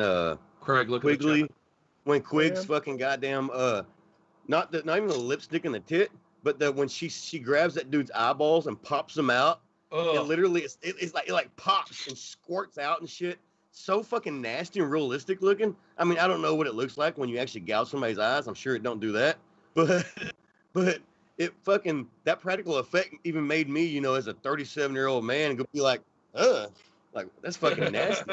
Update on the contest so far. No, nobody. I had to double check something myself. No. Yeah. There's a lot of people close, but no one has it yet. No one has it yet. But close. Let me just say close, but no cigar. One thing I want to say too before it gets too far off too. One of my favorite scenes about in that movie. There's a lot of great scenes. Like Larry's talking about the eyeball scene. I love when she's warming her hands by the fire. It's kind of like one of the iconic scenes for the movie. She turns around, her fucking fingers are on fire. Her fucking fingernails and tips of her fingers are burning. That was a good scene, and it looked, realistic. It wasn't, even for the 80s, it wasn't like real shitty CGI shit. And it was good because it wasn't like she was just going after and like killing somebody. You go, she's going to kill him. It's like she's over there burning her own hands and shit. Like, and this shows almost like, what the it's kind of. So let me ask you. Got him. Three times the charm. Third time's the charm, baby. Hey, so am I wrong on this? The first person that actually turned into a demon was Quiggs, right? Yep. Yeah, upstairs with. Because Quiggs then kissed Kincaid and made her become. Yeah, yep. That's what I thought. I never noticed that till today. Also, I never noticed till today when the movie was coming on. Because, I just know Amelia Kincaid. I never noticed that in the movie, her name is Mimi Kincaid. What, on like the titles? Yeah, on the title. When the movie was starting, it was showing the cast in the beginning of the movie, the main characters or stars, Yeah. and it said Mimi Kincaid. Well, M-I-M-I. maybe we only know her because of Facebook. Like, a lot of us are friends, obviously. I'm sure a lot of you guys are friends with Amelia Kincaid on Facebook. She's a wonderful fucking woman. She's still rocking it, going to shows all the time. Like, I see her every fucking weekend now doing shit. She's sweet. I've talked to her a few times. I know a lot of people have met her, and she's very cool. And it's good to see that she's still kind of like living up her persona from Night of the Demons. What? How many years? You said 32 years ago. Yeah, 32 years ago when this movie came out. She was probably 88. 19 or 20 years old when she made the movie. You know what I mean? So that's pretty cool to see. And the good thing I like about Kim in real life, you know, if you're friends with her on Facebook, she literally still dresses almost weekly like Angela and will do skits and shit with her fucking friends during COVID, you know, live stream. It's awesome. She plays the character good. I did message her yesterday and tried to get her to make a opening segment for us, and she read it, but she didn't make it. So, well, she was at a show this weekend, I think. I know, but just a 4-second segment. Oh, I know. I It's all got you. good. I got you. Yeah, she'll get back to you, I'm sure, though. I did the same. I've asked her shit before, like, hey, what's up? With Night of the Demons, that the movie pick will be over by then, Darren. What you got, Craig? Well, I was gonna say, Mike, my take on it, and I'm kind of, I know Night of Demons has somehow become like a super cult. Everyone loves it, and it's blasphemous not to. I like it. I think it's fine, but like there's a lot of movies I would put ahead of it. You know what I mean? It's definitely cool. The opening, the scenes before the demons start, like the stuff with the, you know, hey, do you guys get, yo, you have salad ball, you know, like, well, do you have salad balls, like. That was so fun. That's an awesome scene. When they're in the party, it's all lame, or like I said, Stooge being a dick. Like the setup, they did good job developing the characters. They're doing the seance, the shit you see in the mirror. All that stuff is fucking top notch. The brother looking at his sister's tits. It's like, what the fuck are you doing there? That's a little, you know, that's creepy. That's like, yeah, we've seen that before in movies too. So I guess maybe that's a weird thing. But I did want to mention, and I saw someone mention in the chat. Like, you talk about a movie remake that missed the mark. Like, although I didn't mind Monica Keegan faking her death with the hanging. I thought that was kind of neat at the end of that, but that's the only thing I liked of the remake. How bad was Shannon Elizabeth as Angela? Dude, I never heard the remake. That's not even worth talking about. Well, the chat mentioned it, goddammit. I'm just talking about, you know, give the chat some love. Big human pile of shit. I know. I don't disagree. Again, just giving the chat some love. I do like the fun fact. We're talking about chat's fun fact that Paul had, that Amelia is actually the niece of Blanche from the Golden Girls. Oh, no shit. I didn't know that. It's weird. I can see it. I can kind of see it. You know? Blanche is a whore.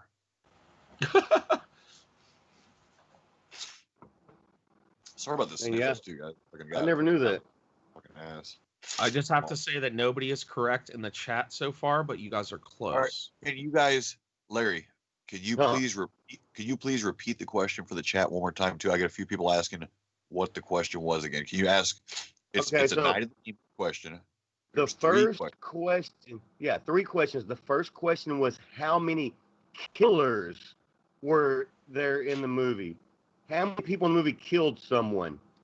Then it was what was the occupation? Surviving the surviving, let's say the surviving guy. What was his father's profession in real life? And who brought the stethoscope to the party? Who brought the stethoscope to the party? Easy.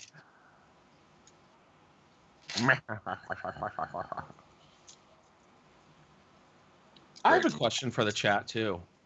Just so, like, once we round this out with the review and the giveaway, who here in the chat likes VHS tapes and would possibly like to win some tonight? Ooh, VHS giveaway. And these aren't just little tapes. These are decent tapes here. You guys need a hand? Interested in that. Just let me Does know. anybody need anybody want another giveaway? VHS tape giveaway? Does anyone want one sometime this evening? Because I have Yeah, one. and when Darren actually showed us this before the show, I was like, hey, I kind of want a couple of those. All right, well, then we're gonna have Mike. I'm sorry, you're not gonna be able to do it tonight because you already won. Yeah. But I think I'm gonna start bringing more VHS tapes giveaways to our shows because I always get doubles when I'm buying, or sometimes I have to buy lots and then I get doubles. And I'd like to pass them on to people that actually appreciate them. So I'm not sweeping. I'm looking at the chat. You guys need a hand? We sure do. See ya.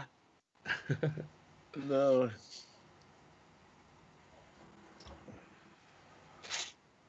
Sorry, I had to defreditize. I can drink with it on and everything, but Okay.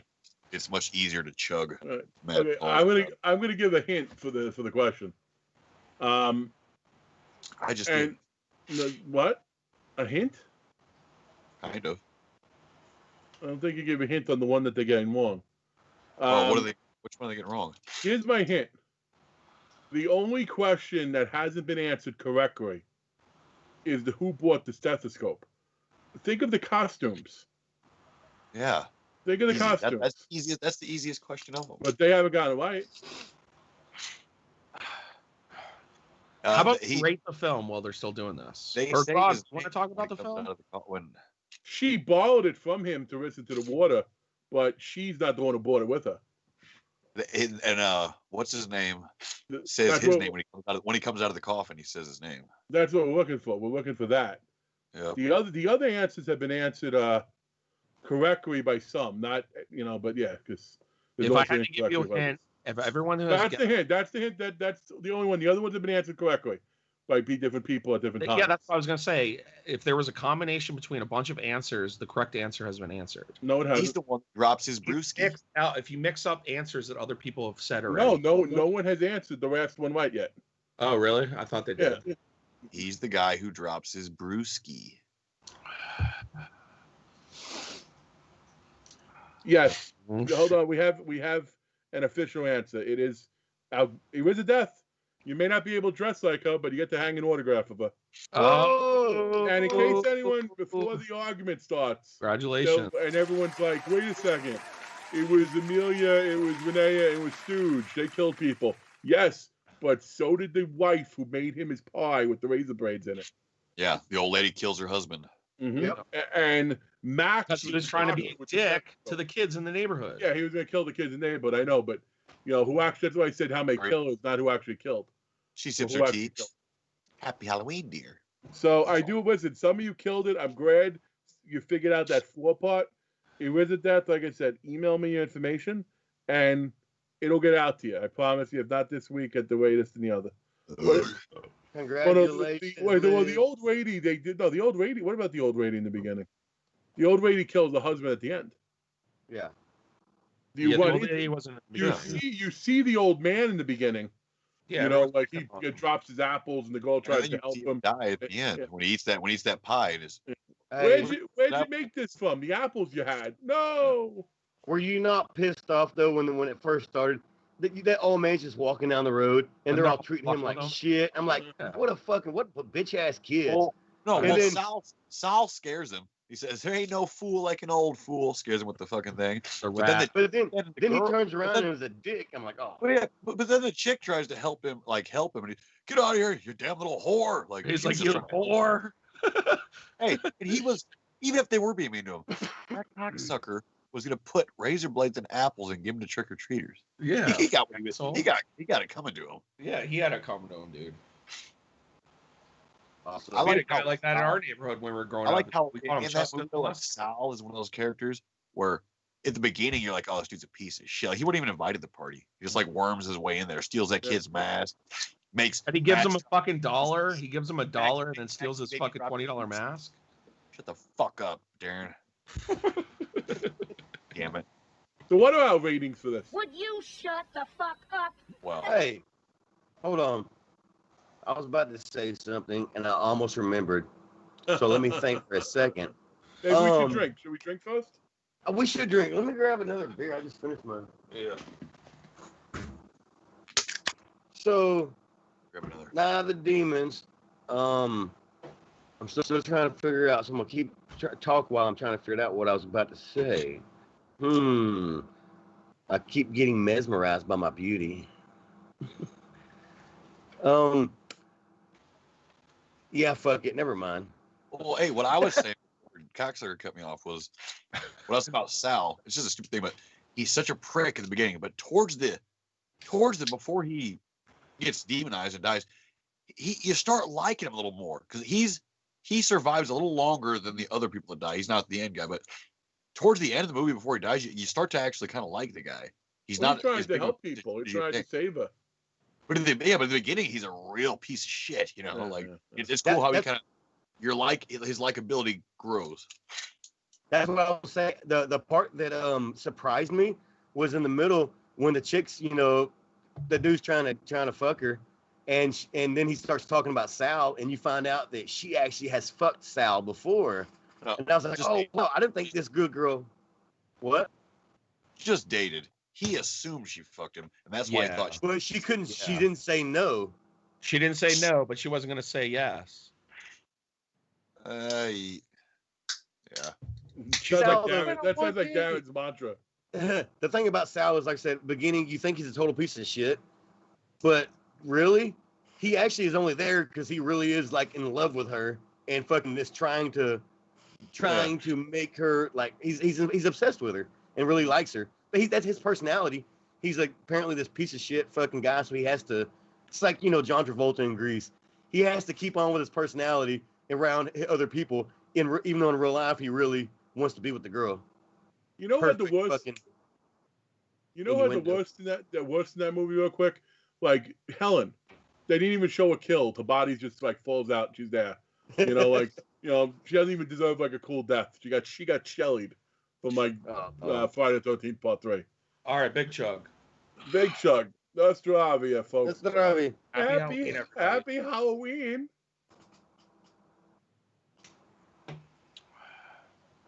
Man, we appreciate y'all watching. It actually was smart. I mean, the show actually just fell the week before Halloween because like we're every 2 weeks. Yeah. But I think the show was so much better today than it would have been if it was actually on Halloween because a lot of people would be out doing shit. Yeah, absolutely, having fun. I love this shit. I gotta take my kids trick or treating and shit. Yeah, me too. I gotta pop to a murder mystery party. Oh, exactly. Yeah, Craig has a damn party. Yeah. Craig, tell them about the party you're gonna have at your house. It's fucking cool. It's like it's a murder mystery themed party where like we all play like random 80s characters, and it's a kind of funny scenario. So the reason we play random 80s characters is because it's easier to role play somebody you know than if I just give you like a weird backstory. If I tell you like some of the characters are like Daniel San from Karate Kid, or I'm gonna be, and you might tell you why I have some of the shit I have. Although today I'm Mick from Wolf Creek, but I'm gonna be Alligator Dundee, my sister's Spunky Brewster, and like when everyone gets here, they already know who they are. They're gonna come dressed. They'll get an envelope with certain tasks they have to do, information nuggets they have to drop, and to whom, and then there'll be about an hour and a half later, there'll be a second envelope, there'll be a death, and then you got to figure out who killed them and why. It's a lot of fun. I did it before. I'm doing it again. I enjoy it. It's a lot of work to put together, so I can't do it all the time, but it's going to be a good time. That's something like I think it'd be cool to like really go out and play. I've never done any kind of game like that. So to be able to go like and do like a Clue, like Clue type game in real life, murder mystery, I think that'd be so much fucking fun. Whoever fucking tries to figure out how to run it and put it together, but that'd be fucking fun as shit. I don't know if I could play my character, especially after about 15 beers. I'd fucking just be like, "Fuck this, I'm going home." It's like paintball, but not. All right, so we haven't rated the movie. Yeah, let's rate this fucking movie. We should rate the movie before we do anything. Jordy, it's your movie, so you go ahead and start it. I picked the fucking movie. So,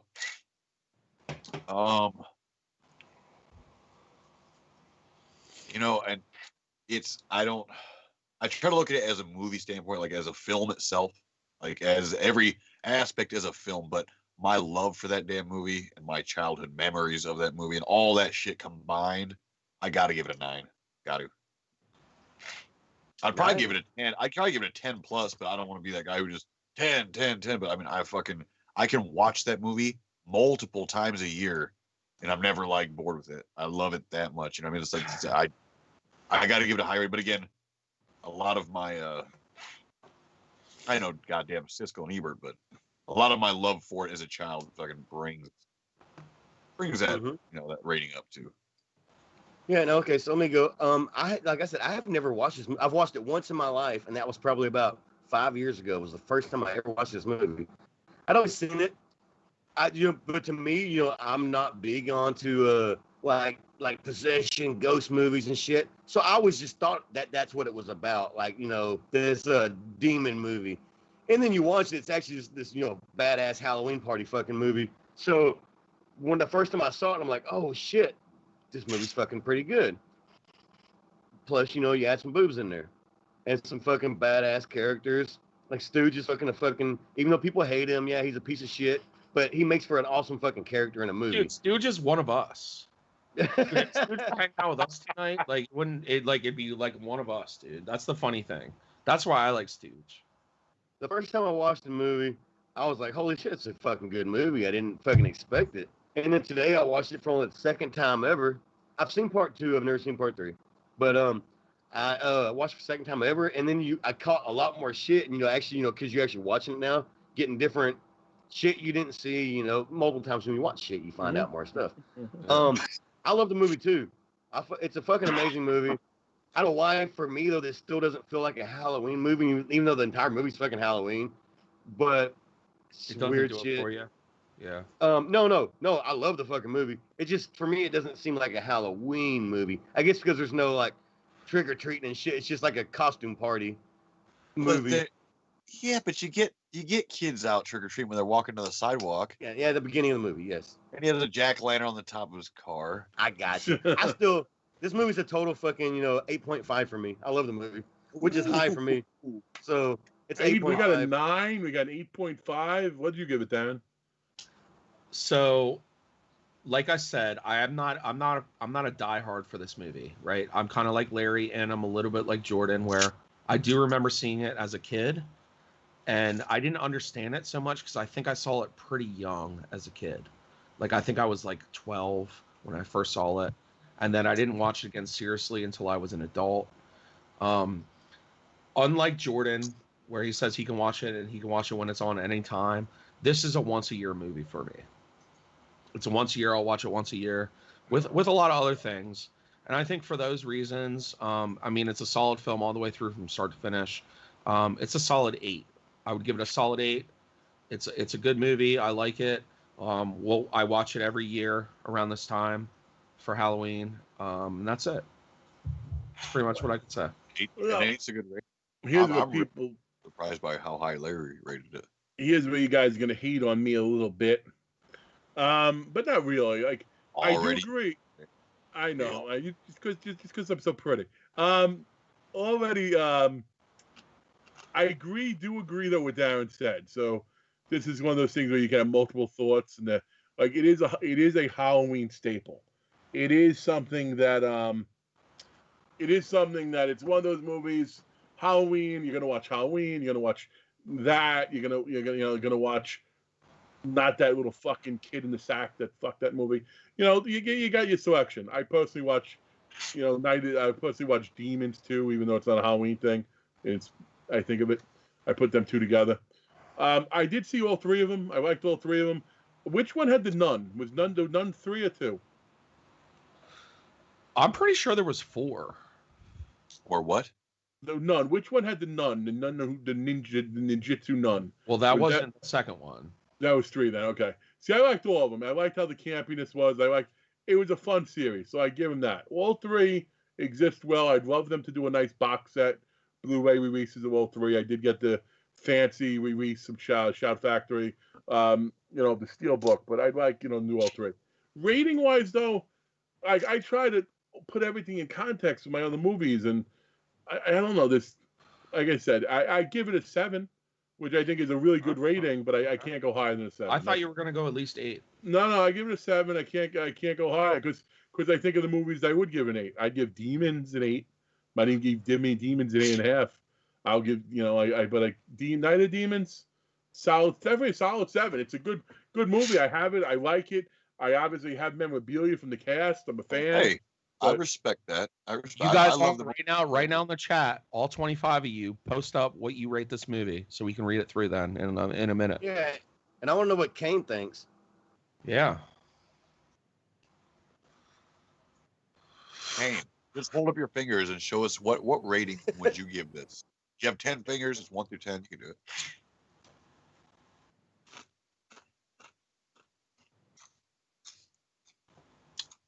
Oh, 9. Ooh, there we 9. go. Gives So it 9. that jumps us up to about an average of about an 8.25. Yeah, something like that. I love that movie ever since I watched it like in the early 90s on like Cinemax. I mean, it was just fucking awesome. Seriously. It has all the aspects of a fun. It has all the aspects of a fun horror movie. What really drew me into it was the fact that I was flipping through channels one night and then I just saw this intro with this like awesome fucking music and the animation. I'm like, this is fucking cool. And then then the title came out like Night of the Demons. Okay, I never heard of this, but I'm fucking watching it and holy fuck balls. One thing I want to give them complete fucking credit for, the movie poster, that line, Andrew's having a party and Freddy and Jason are scared to come.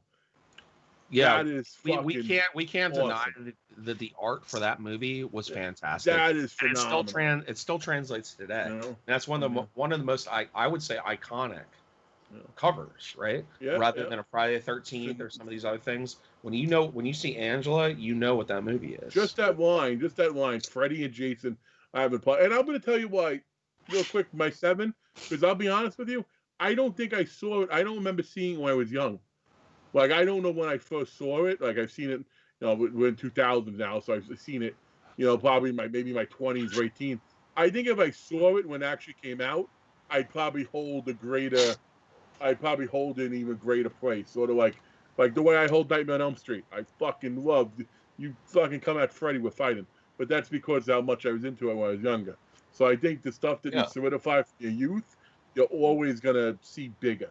That's why there are kids today. The people today will see Night of Demons, like teenagers today. Like I showed Night of Demons to Megan and Joe, and they're like, "What the fuck? This is really, you don't get to pick again."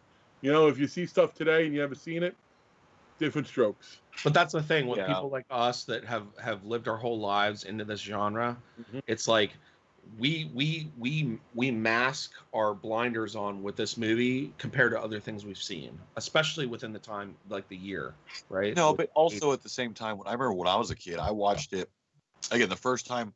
You couldn't go through Blockbuster through the horror section and not see the Night of the Demons section. You see the badass cover art for the first one. The second one, she has the sucker. It's but I remember watching it in the early '90s. I was probably like, I don't know, like 7 or 8, staying out at my friend's house. We'd watch it, but and again, I agree with what Craig said. That's a huge part of what stuck with me. Being a little kid watching it, but also at the same time, it wasn't one of those movies where you had to separate it from other stuff, because back then you had 80s movies and you had early 90s movies. And then older and beyond that, there wasn't, there wasn't all this other shit. Yeah, when I was watching Night of the Demons, I didn't watch it when it first came out. I didn't watch it when I was fucking 3 years old. It was like 94 you watched it. Will you stop saying how fucking young you are, goddammit? I'm feeling old. Dude, we're just as old. We're only what? Dude, he said he was 7 in the 90s. What I'm saying is, even watching it a little later after it came out, it was like what fucking. When I probably first seen it, was at least 6 or 7 years after the movie's already been out. But it wasn't like that there was all this other crazy CGI shit or all these fucking Transformers movies with the fuck, and it still held its own upon modern ass movies.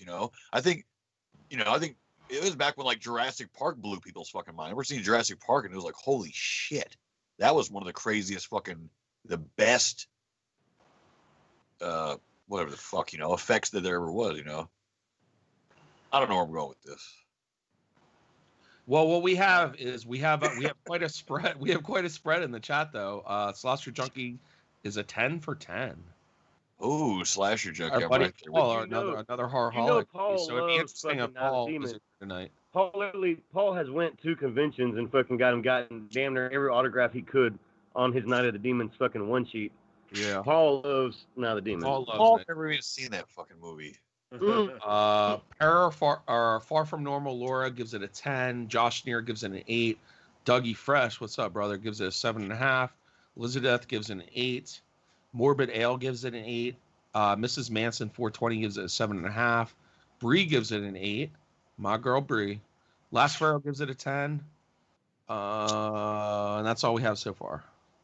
I still think altogether it all goes around. If you put ours in and everybody else's with the 10s and the 7.5s, it all comes around about an 8.5 average. 8.5. Oh, it's a great, yeah, very high rating. I'd average about 8.5. But everyone would.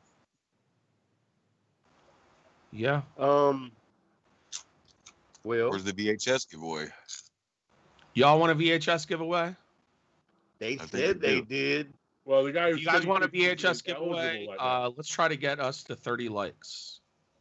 If not, that's fine. Just get close. What are we at? We're at 25. Oh, is there 5 people in the chat that haven't hit the like button? There has to be. There's 30 people. Do it, and you get a fucking goddamn. Do it. Well, that's another. I'll make him give him away. Nice. I will say though, to all you guys giving 10s, 10 then means like it's the greatest, it's the epitome. Like 10 is rarefied air. Like where do you put a? I don't know. 10 but some people are different. Air. People are But different. I guess all think. Craig, I guess would I say 9.5. I would give it a 10 too. I just don't want to be the guy to have to fucking throw a 10 out there. But I guess what is better than name a 10 movie? Name a movie that's a 10 to you. Jaws. Okay, see, and to other people that would not be a 10 because you have an extremely fake-looking shark. I love. Kane's Bruce. gonna body slam you, dude. I love Bruce. I love the way it looks. But everybody, can you imagine a 12-year-old kid or a 14-year-old kid nowadays seeing Jaws for the first time? The first thing to say is, "What the fuck? That shark looks fake as shit." My question to you, Jordan. So you think they're both equally as good? Absolutely. Oh, I see the micro expressions.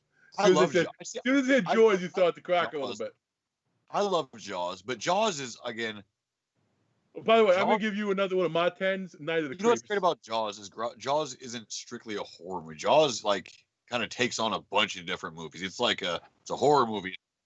It's a drama. It's a that's what makes it so good. And you get and you get fucking all kinds of fucking badass actors. And let's face it, Jaws. That's something Jaws has that Night of Demons will never have. Fucking the acting. The acting was awesome. I guess. Well, yeah. That's what I'm saying is when I base my scores, I base basically my 100% thing on basing my level of what I judge a movie with what we're talking about. So its own category. There's different categories.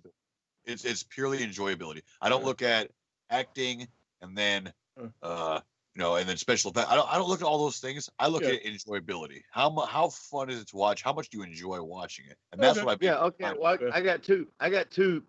Perfect 10s for me. One, I know Jordan will agree with. For me, my favorite movie of all time, 1978, Dawn of the Dead. Dawn of the Dead to me is fucking a perfect 10 of 10. I love it.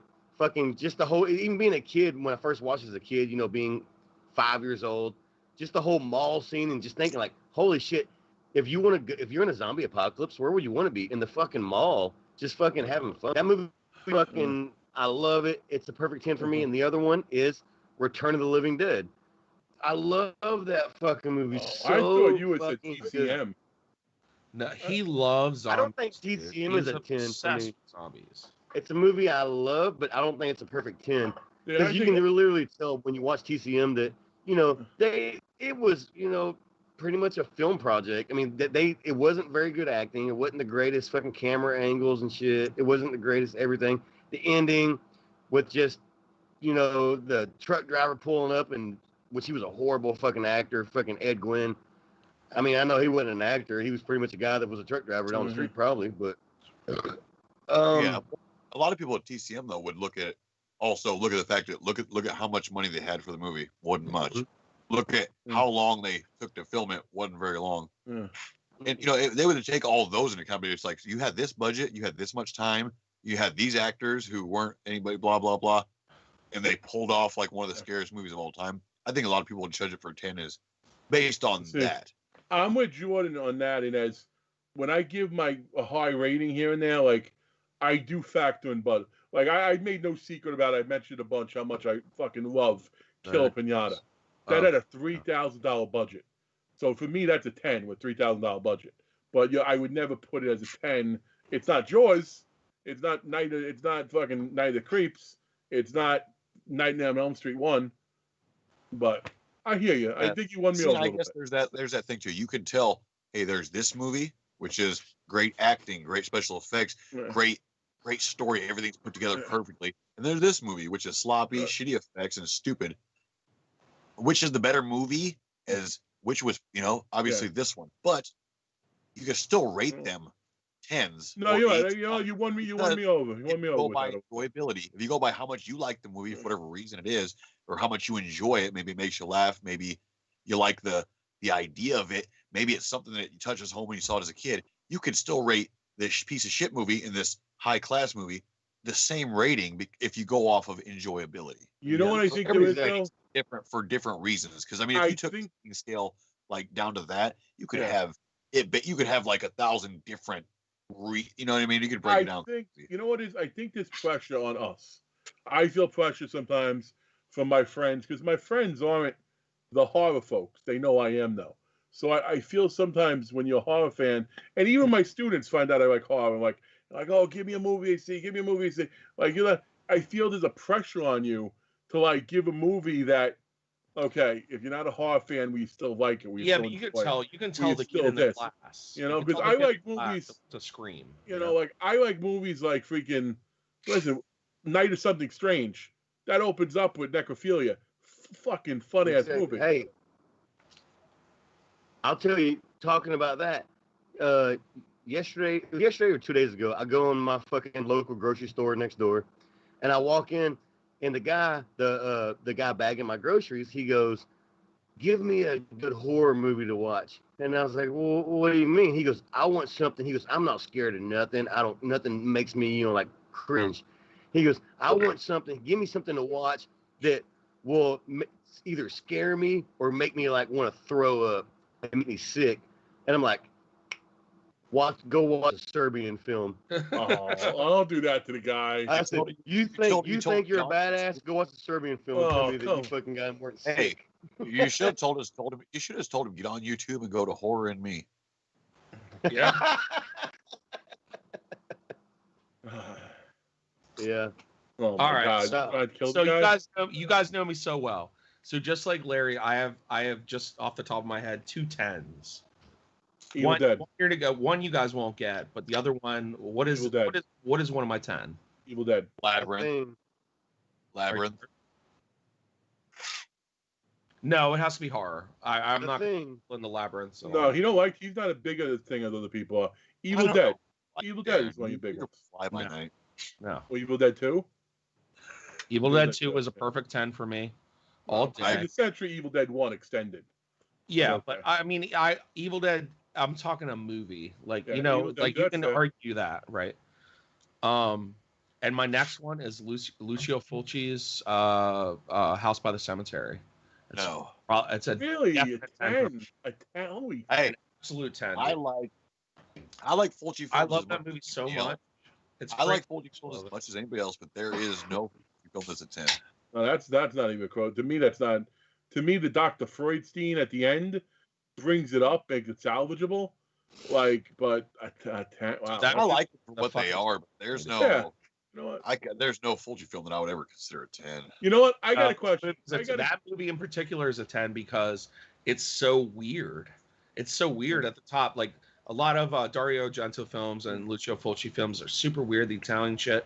But that movie in particular, Man, I remember watching that and being scared so much, like being locked down. I was always the kid that was scared to be locked down in the basement, right? Like that basement shit always fucked with me. And even watching it today, it still scares me. Wait, did With your Bob. parents lock you in the basement when you were a kid?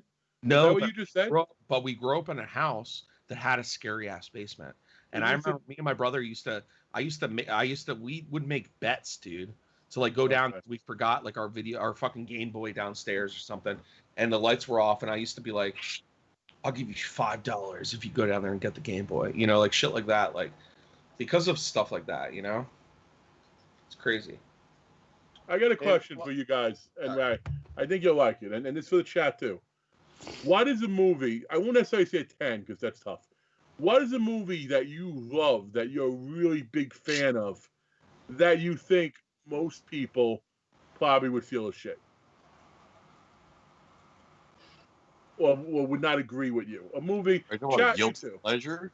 Well, but it's got to be one you really like. A movie you really like, but you know other people like. Yeah, I know you don't like it, but I do. Sorry, like something that's like a guilty pleasure movie.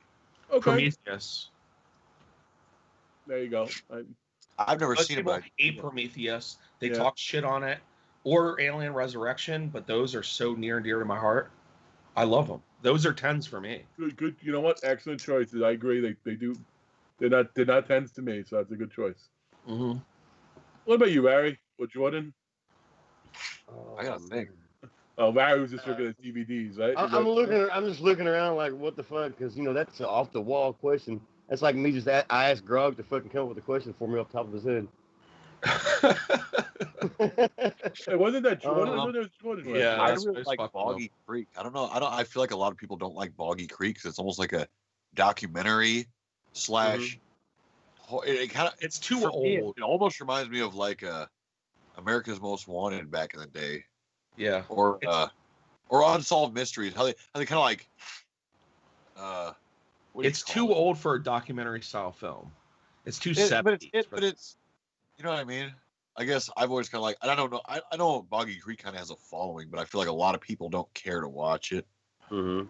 Yeah. I don't know. I'd have to think a long time. I can't think of any movies that I like that other people would strictly hate. Yeah. I'll tell you a movie from me real fast, independent movie that I fucking love, and y'all know I love. And a lot of people that like y'all, if you've seen it, you wouldn't say that, and probably most people in this chat. Like for independent wise, I would give Circus of the Dead a 10 of 10 on, if for an independent movie. But since it came out, on actual since it's been produced on Blu-ray and all this crap, you go and you look at the on Amazon and look at the reviews. It's fucking 1 star, 2 stars, 0 stars. This is a fucking shitty fucking movie, shitty acting. It's because it's like, that's mainly critics that like thought this was like some blockbuster fucking, $500,000 or $500 million budget. This movie was made by Billy Pond and was fucking low budget, fucking, but it was an amazing story, amazing everything. And that's, to me, I think Craig was the one when we did our Pool Party Massacre review. Craig, didn't you gave that a 10? 10 of 10. I definitely went up really high. For the independent, because it's an independent fucking movie. And it's the same for me as an independent movie. Circus of the Dead is a 10 of 10. Even though 90% of horror fans who think they watch it and like, oh, that movie sucked, because they don't realize it's a small budget independent movie. And that one for me is just by actually looking, and in fact, it's Billy Pond. He loves it so much that he fucking, anytime somebody posts a bad review on Amazon, he'll take a picture of it and post it for everybody to see. Yeah. And everybody laughs like, what the fuck? If they only knew. Those are guys that literally only watch fucking Child's Play and fucking Pet Cemetery and shit. They don't understand weird horror. They don't know. I'm gonna give my I gotta give 2 to that. And these are movies no one talks about, mention. At least Circus of the Dead, I hear a lot of people do like that. Mm-hmm. Darren's movies you hear talked about. Like, I don't know, Jordan, what did you give an answer to that? What? That question yet? A guilty pleasure? Did you answer that yet? I'm sorry. If you did, I blocked out on what you said. Yeah, he did. He did. Fuck, what was that? With I got tits. another one. Hack-O-Lantern. No, I love Hack-O-Lantern. Okay. Joe Bob showed it last night. For me, two that no one talks about. And Chad, help me out if you've seen either one of these. One is a horror. It's one of the only St. Patrick's Day horror movies, and it's called Muck. It opens up the first 2 minutes. You got Topper Skull walking around, which is a little unusual, but not complaining. But it gets funny. It's self-aware. The characters are being killed off one by one. Kane Hodder is in it. No one ever mentions Muck. What year? What year? 2010 plus. 2010 plus. And another movie. Shit. So you're No, I can go into stuff from the 60s too, but another one I love, which is hysterical, and no one ever talks about it. It's how many cannibal comedies are there? There was a movie called Gravy that was written by James Roday, the lead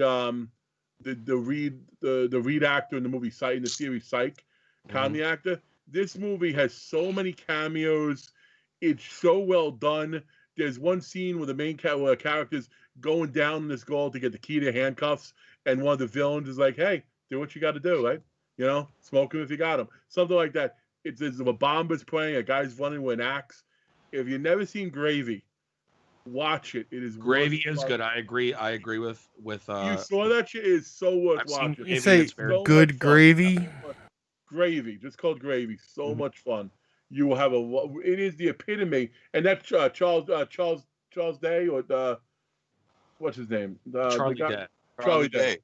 And the thing with Gravy though is Gravy's one of those movies that is intended to be cheesy. Like it's intended to do it well.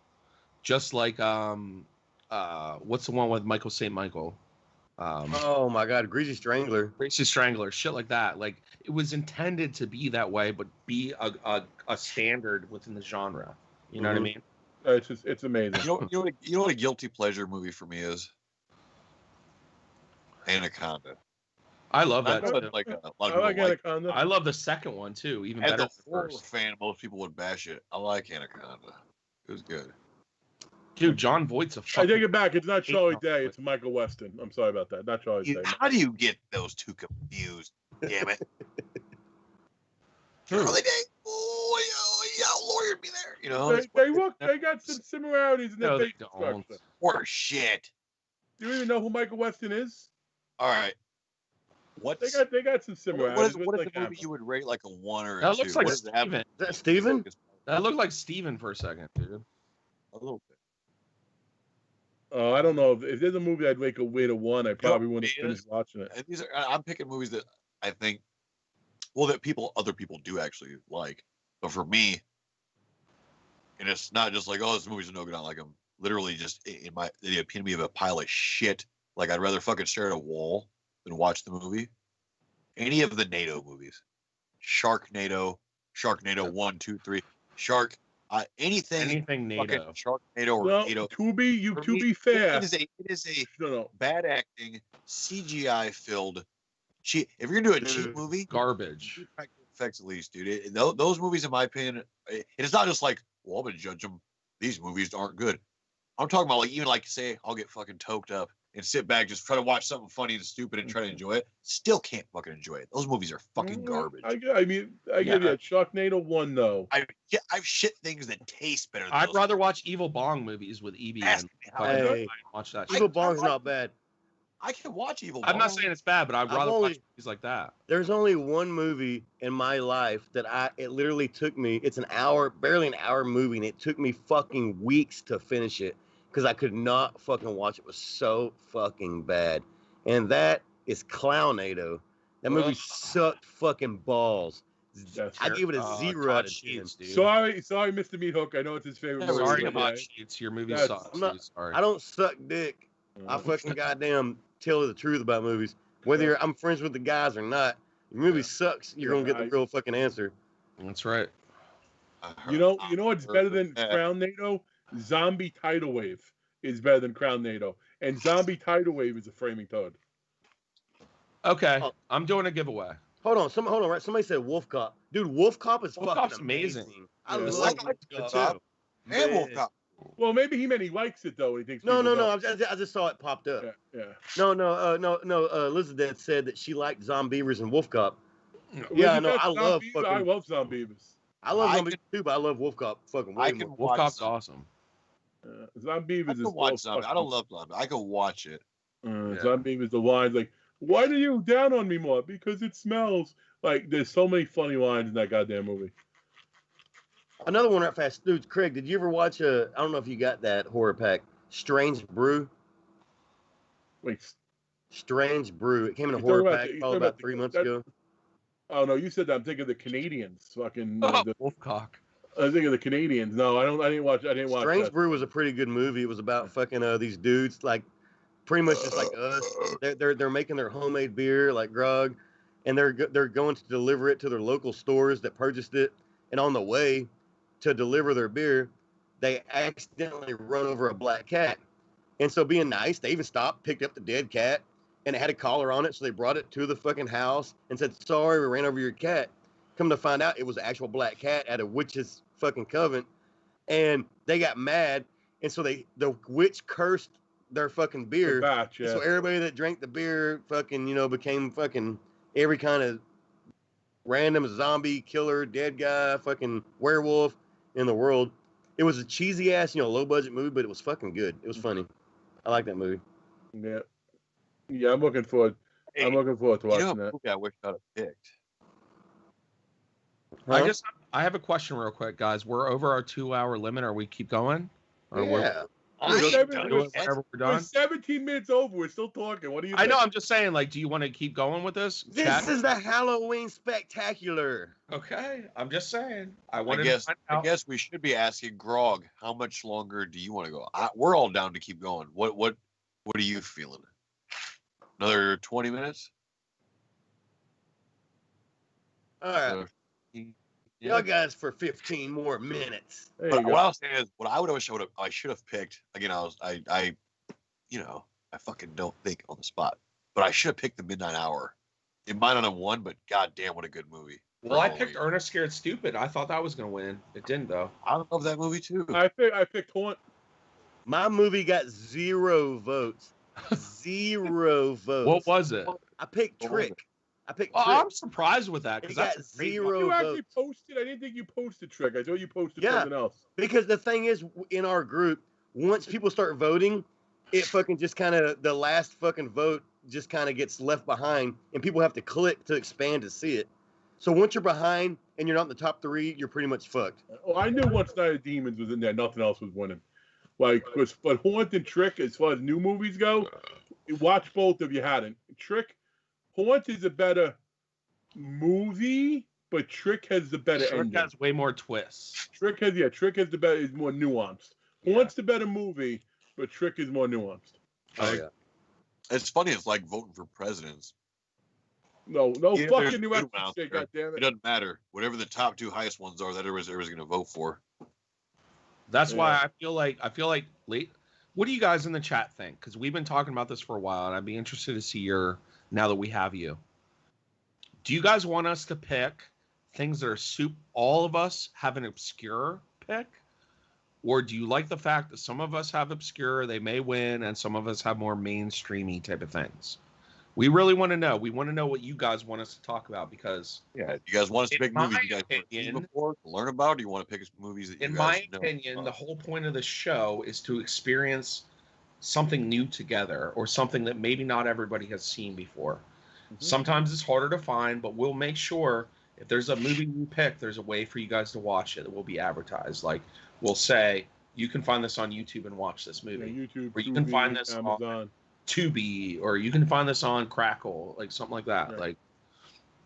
Like, because I do want us, I think, I'm sure we can all agree in our chat and us, of course, we are very robust horror people, right? And I know that we're going to have a trickle in here and there of somebody that's like, I've just seen Scream for the first time. And that's fine. We'll embrace those people and bring them into our family. But I think we need to start talking about more obscure films and things that people may not have seen. And I'm curious on your take on that. And if you guys are interested in that or more of what we've been doing, you know? You don't give away a VHS. Maybe. Well, we ain't got a lot of time left, so if you're gonna do it, you gotta do it. If you're not gonna do it, you're gonna piss people off by talking about doing it and not doing it. Okay. So, my giveaway. Who are the people? Can you wrap me down who cannot vote tonight? Yeah, Horror Digest Please help cannot out. win. Dark Michael Mike and Elizabeth. cannot win. Fucking Elizabeth cannot win. Okay. We only did 3 giveaways. We've only Yeah. had so We far. I fucked know you had around, some ass giveaway. I'll do one though. That way we all did one. Yeah. Well, what's it. the question? What do people got to answer? And what are you giving away, Darren So, Mitchell? the first movie I'm going to give away is a silver screen edition of The House of Frankenstein. This movie will also come with, and this is the main question, classic Linda Blair film, Hell Night. So my question to you guys is, I want you to give me the first person to name 2 Linda Blair films in the 80s outside, you cannot say this movie about Linda Blair, The Exorcist, and 1 movie in the 90s, which I'll give you the first 2 letters of, T and C. Wait, you gotta repeat that again. What's the question? I repeat the question. You cannot say The Exorcist for the 2 films that Linnea Quigley has been in. Linda Blair. Give me Blair. Linda Blair. So, give me 2 films that Linda Blair was in the 80s, and you have to name the film that she was in the 90s with the first 2 words. First word is a T, second word is C. By the way, Darren? No, hold on. So what you're asking is, name 2 films that Linda Blair was in the 80s. The Yeah. Exorcist. That was You can't 70s, name- but you can't say yeah, that. which would make sense anyway. But some people would. Yeah, you forgot. You forgot it was in the 70s, Darren. Come on. No, I didn't know it was 70s. And then 1 film that she was in the 90s. That and starts Don't worry with T about- and what about a C. in the 90s, it started with Don't T. worry about the T and and all C. that horse shit. So you're kind of complicating this. So to win the 2 VHS tapes, you guys need to name 2 movies that Linda Blair was in the 80s and 1 movie she was in the 90s, right? That starts with TC in the 90s. Starts with TC. And the one of the 90s starts with TC if that's a hint or a helper. Should be It's a help. easy. This is an easy. I'm sorry. Maybe just they look it got up. that bad, but I had to go through that question. I feel like I all of our think game Gary knows questions it. are so hard to understand because we never put them out. We need to find a way to word them right, correctly. Because So- this is a $25 tape, dude. You don't come across this. So let's talk about Linda Blair's Give me that relationship with Rick James. Rick James. Rick James slapped that fucking exorcist straight out of her. Yeah, he did. He exorcised the shit out of her pussy. No, you didn't. All right. So this is gonna be the last giveaway of the night. So let's get it. Let's get it, motherfuckers. I'll be surprised if people get the 90s film that I'm talking about with TC. Dude, Well, IMDb does not have any movies that starts with T and C. From It the doesn't 90s. start, it's 2 words. T, okay, yeah. I got it. and the second word starts Okay, with well, you said starts TC. Everyone is Well, like, you know what I'm saying? Starts with in TC. my head, I'm like, is it fucking Russian? No, it's I two couldn't think of a word that started with T and a C. I'm like running through my lexicon. What the fuck could it be? I gotcha. Hey, so Craig, while we're waiting, why don't you give these people a little synopsis of your giveaway that you got going on your channel? Okay, you know what? Fuck, excellent. And again, I'll be honest with you, I'm making you motherfuckers work for this, which is why it's taking a little bit of time. But it's morphed a little bit, but it's definitely going to be when I hit the 500 subs, I'm going to put up the video. I've started an anagram, and it's an 8-letter anagram, and we've gone through 7 videos, and the all marked video 1, video 2, video 3. And when I do hit 500, which I'm at like 480 now, whatever. When I do hit 500, I am going to give the last letter. All you have to do to win, obviously, you have to respond when I post that, and you have to decipher the anagram. And in the very video itself, in the comment, what does it stand for? And the winner, I'm going to give away autographed prop, maybe autographed mask, fucking good haul. Good haul Yeah. shit. Good haul shit. So, And I hope none of y'all fucking win because Because I if you- want to win. because if you're But- watching my channel, you know I've gotten a lot Yeah. of shit in. And I say, oh, I have this already. I have this already. So we're gonna get there'll be some doubles in there. You know, like I got to decide though. It's gonna be if I do put the mask in, then I won't have as much other stuff. If I have a lot of flats, I'll get your feedback on what you correct. But it's gonna be a good one. It's gonna be a good Crusader. one. For Uncaped anybody who Crusaders. doesn't know. Yeah. Uncaped Uncaped Crusaders, like he said, he's around fucking 480 or so. So if Yeah. you are in here and you are Anybody- not subscribed to him, Put the, please go over to Uncaped Crusaders chat. and subscribe. And Hey. or just look at content right, they did in the guys. past. Gave away some good shit. We have a winner for my have a giveaway. winner. And I am super impressed. Scumfuck Collector. I know you're a new guy, but you definitely got it, dude. Savage Streets, Chained Heat. Chained Heat is a classic Linda Blair film that I not don't think it's that new. I think I've And heard that name The before. Chilling, it was my 90s film that I was talking about. The So Chilling is I like fucking amazing. I love the fucking Chilling is Chilling. awesome. Scum, And right fast too, Chained Heat. Didn't I send you that VHS, Darren? yeah, I watched it because Larry gave it to me. It's a Chained Heat, another one where she was around the same age as Hell Knight. She was probably like 20, 25. God damn you, Darren. The Chilling is 1989. No, it's not. It's 90. It I was just- released in 90. I just looked it up. It was released in 90. The one I couldn't find it when I'm looking for like TC. It was That's filmed all right. in 80. We in still late- got a winner either Yeah, way. it's still a winner. But it's like I'm looking So at IMDb, Scumfuck- I'm like, what the fuck? I don't see anything. Congratulations. That's a good little lot. I love definitely. Hell Knight. It's great. And then House of Frankenstein, you're gonna love that too. So Yeah, Count Von Strange, what's up, brother? oh, what's up, County? So Scumfuck, make sure you get a hold of me on Facebook or Larry or one of these guys. I'm Darren Van Dam Mitchell on Facebook. Pretty easy to find that. one. Pretty Good easy guy. to find it. Send me a message. And also out there, everybody, us personally, and everybody in the audience, we love y'all. Give a big thank you to our man Graveyard Grog, aka Kane. He runs the show.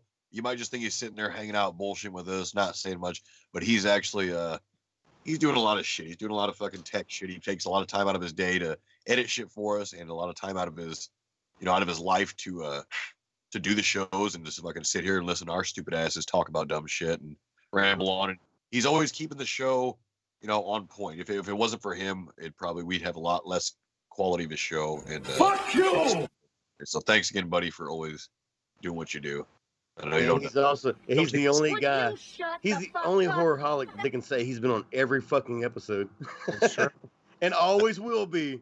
Groggy, Because we he's love not you. on. Man, We won't have an episode. I love so people don't know this, but like when we talk about like who's gonna be on the episodes and whatnot, they're like, oh, I'm on this, I'm on this, I'm on, oh my god, I'm on this many episodes. I just sit back and like, man, fuck you all. I'm mandatory. Well, that's true too, because it's fun. It's fun to do these shows. You would think it's just nothing, but you got to set aside. We all have lives outside of here. Some of us have families, some of us have kids and shit. So to take your time out and put it seems like it'd be so easy, just nothing. But like it does take a little work to get it all arranged. So we all have the same time to hang out. And Grog does it. Like I said, I sometimes am not in the mood to do a show or it just doesn't work. And I'm on like every third show or something. Mm-hmm. Grog's on every damn show. Yeah. There's days where he's probably not in the mood to do it. And like I said, we just sit here and talk and bullshit, but he's actually fucking doing like work. It's like a fucking job for him almost. So, Yeah, see the thing with us is like when we're chatting like this, we look at each other's squares, right? Like if we're on a Skype call. Cheers. Wait, I need a new one. Hold on.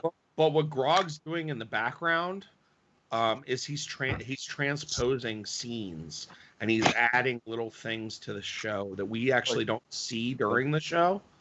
But then when we go back and watch and we see how much actual work goes into the production of it, it's pretty fucking crazy. Let's raise one And, to it. Hey, Well, even the Yeah. videos we send him, he makes them integrated You- nicely for us. we love you, man. That's Thank why we want to be the #1 horror genre live stream show on YouTube. So Zdravi too groggy. you. I'll drink a kid to that one. All right. Hey, first up, or lastly, to end this shit, I want to tell y'all thank all of y'all for joining us again on the Horrorholics, episode 13, the Halloween episode. We so fucking much wish y'all a happy Halloween 1 week from today. We hope y'all go do your thing, dress up, fucking have fun. If you have kids, take them and get them some candy.